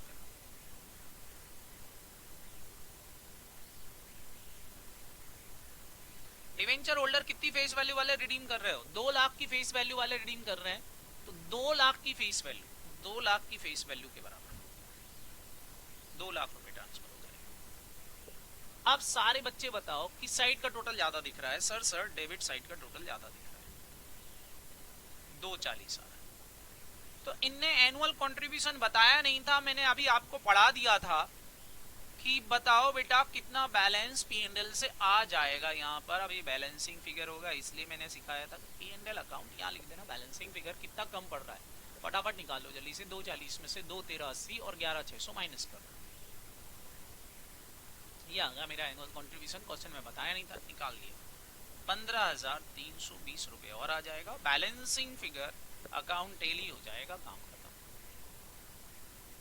समझ में आया? पक्का? हेलो। तो यहां एक नई चीज सीखने को मिली, प्रीमियम और रिडम्पशन होगा तो वो भी यहां आएगा। मैंने ये पढ़ाया आपको। एनुअल कंट्रीब्यूशन नहीं दिया तो लिखने की जरूरत नहीं है, बाद में बैलेंसिंग फिगर आ जाएगा। इंटरेस्ट इनकम तभी लिखना जब डेट डिफरेंट हो। क्लियर? पी&एल का बैलेंस बैलेंसिंग फिगर हो गया, काम खत्म। ये निकालिए। अब क्वेश्चन में बैंक का बैलेंस दिया ही नहीं है तो बैंक अकाउंट बनाने की जरूरत नहीं, फिर 4 अकाउंट ही एग्जाम में बना के आओगे। अगर बैंक बैलेंस दिया है तो बैंक अकाउंट बनाओगे, यहाँ बैंक अकाउंट बनाने की जरूरत नहीं है क्योंकि बैंक बैलेंस गिवन नहीं है। काम खत्म मेरे बच्चों, काम खत्म। ये था सिंकिंग फंड से रिडम्पशन। ये आता है एग्जाम में, करते बनेगा कि नहीं बनेगा फटाफट सारे बच्चे जल्दी से बता दो। इंटरेस्ट वाला पॉइंट फिर से बता दो बेटा। इंटरेस्ट अगर मैंने आपसे बोला इंटरेस्ट तब निकालोगे जब डेट अलग अलग हो। क्वेश्चन बोल रहा 30 जून के ये बैलेंसेस हैं, 1 तारीख को रिडम्पशन कर दिया, 1 दिन बाद ही, तो कोई इंटरेस्ट नहीं निकालना, कोई इंटरेस्ट नहीं निकालना। समझ में आया? लेकिन अगर बैलेंसेस अलग अलग डेट के दे रखे, जैसे इधर देखो क्वेश्चन में लिखा था 1 अप्रैल 2014 के बैलेंसेस हैं, रिडम्पशन 31 मार्च 2015 को कर रहे 1 साल बाद, तो इंटरेस्ट इनकम निकलेगी। तो ये था बेटा हमारा सिंकिंग फंड रिडम्पशन। अब बताओ बच्चों, क्या आपको सिंकिंग फंड रिडम्पशन समझ में आ गया? हो जाएगा सबसे। लिखे, हेडिंग डालें, रिडम्पशन वाय कन्वर्जन। 2 तरह के रिडम्पशन और बच गए। एक बच गया रिडम्पशन बाय कन्वर्जन और एक बच गया redemption through open market purchase. बस 2 और पढ़ना है तो हो गया रिडम्पशन का चैप्टर खत्म। सबसे पहले फटाफट रिडम्पशन बाय कन्वर्जन। भैया सर ये रिडम्पशन बाय कन्वर्जन क्या है? कंपनी यहां क्या करेगी, डिवेंचर होल्डर से बोलेगी डिवेंचर होल्डर तुम्हारा डिवेंचर सर्टिफिकेट हमको दे दो, तो डिवेंचर सर्टिफिकेट ले लेगी। और बदले में कंपनी बोल रही है यहां पर भाई साहब हम आपको पेमेंट में कैश नहीं देंगे तो क्या दोगे सर? हम नए डिवेंचर सर्टिफिकेट दे देंगे या शेयर सर्टिफिकेट दे देंगे। ये उल्टा लगा दिया मैंने, डिवेंचर सर्टिफिकेट वापस लेंगे, उल्टा हो गया। पर डिवेंचर सर्टिफिकेट वापस लेंगे,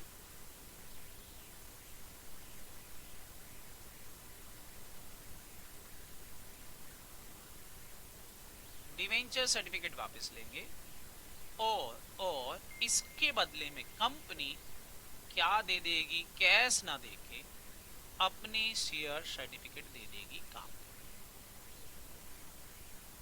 तो इसको हम बोलेंगे रिडम्पशन।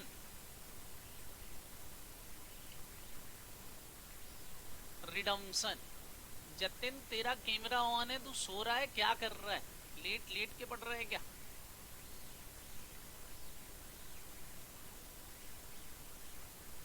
तो इस तरीके से समझेंगे, सारे बच्चे ध्यान से समझना। तो हम क्या कर रहे हैं यहां पर, हम पैसा नहीं दे रहे हैं, पेमेंट कैश में नहीं कर रहे हैं। पेमेंट किस में कर रहे हैं? शेयर्स के फॉर्म में करते हैं। जब कंपनी पेमेंट शेयर्स के फॉर्म में करती है तो उसको बोलते हैं रिडम्पशन बाय कन्वर्जन। इसको अपन रात में डिस्कस कर लेंगे, रात को 9 to 12 वाली क्लास में। ओके बच्चों, आज आप रिडम्पशन को अच्छे से समझ जाना इतना। कल अपन आज शाम को ही 2 चीजें और पढ़ लेंगे, चैप्टर खत्म। बस इतना हमारा डिस्कस करना है। Bye bye.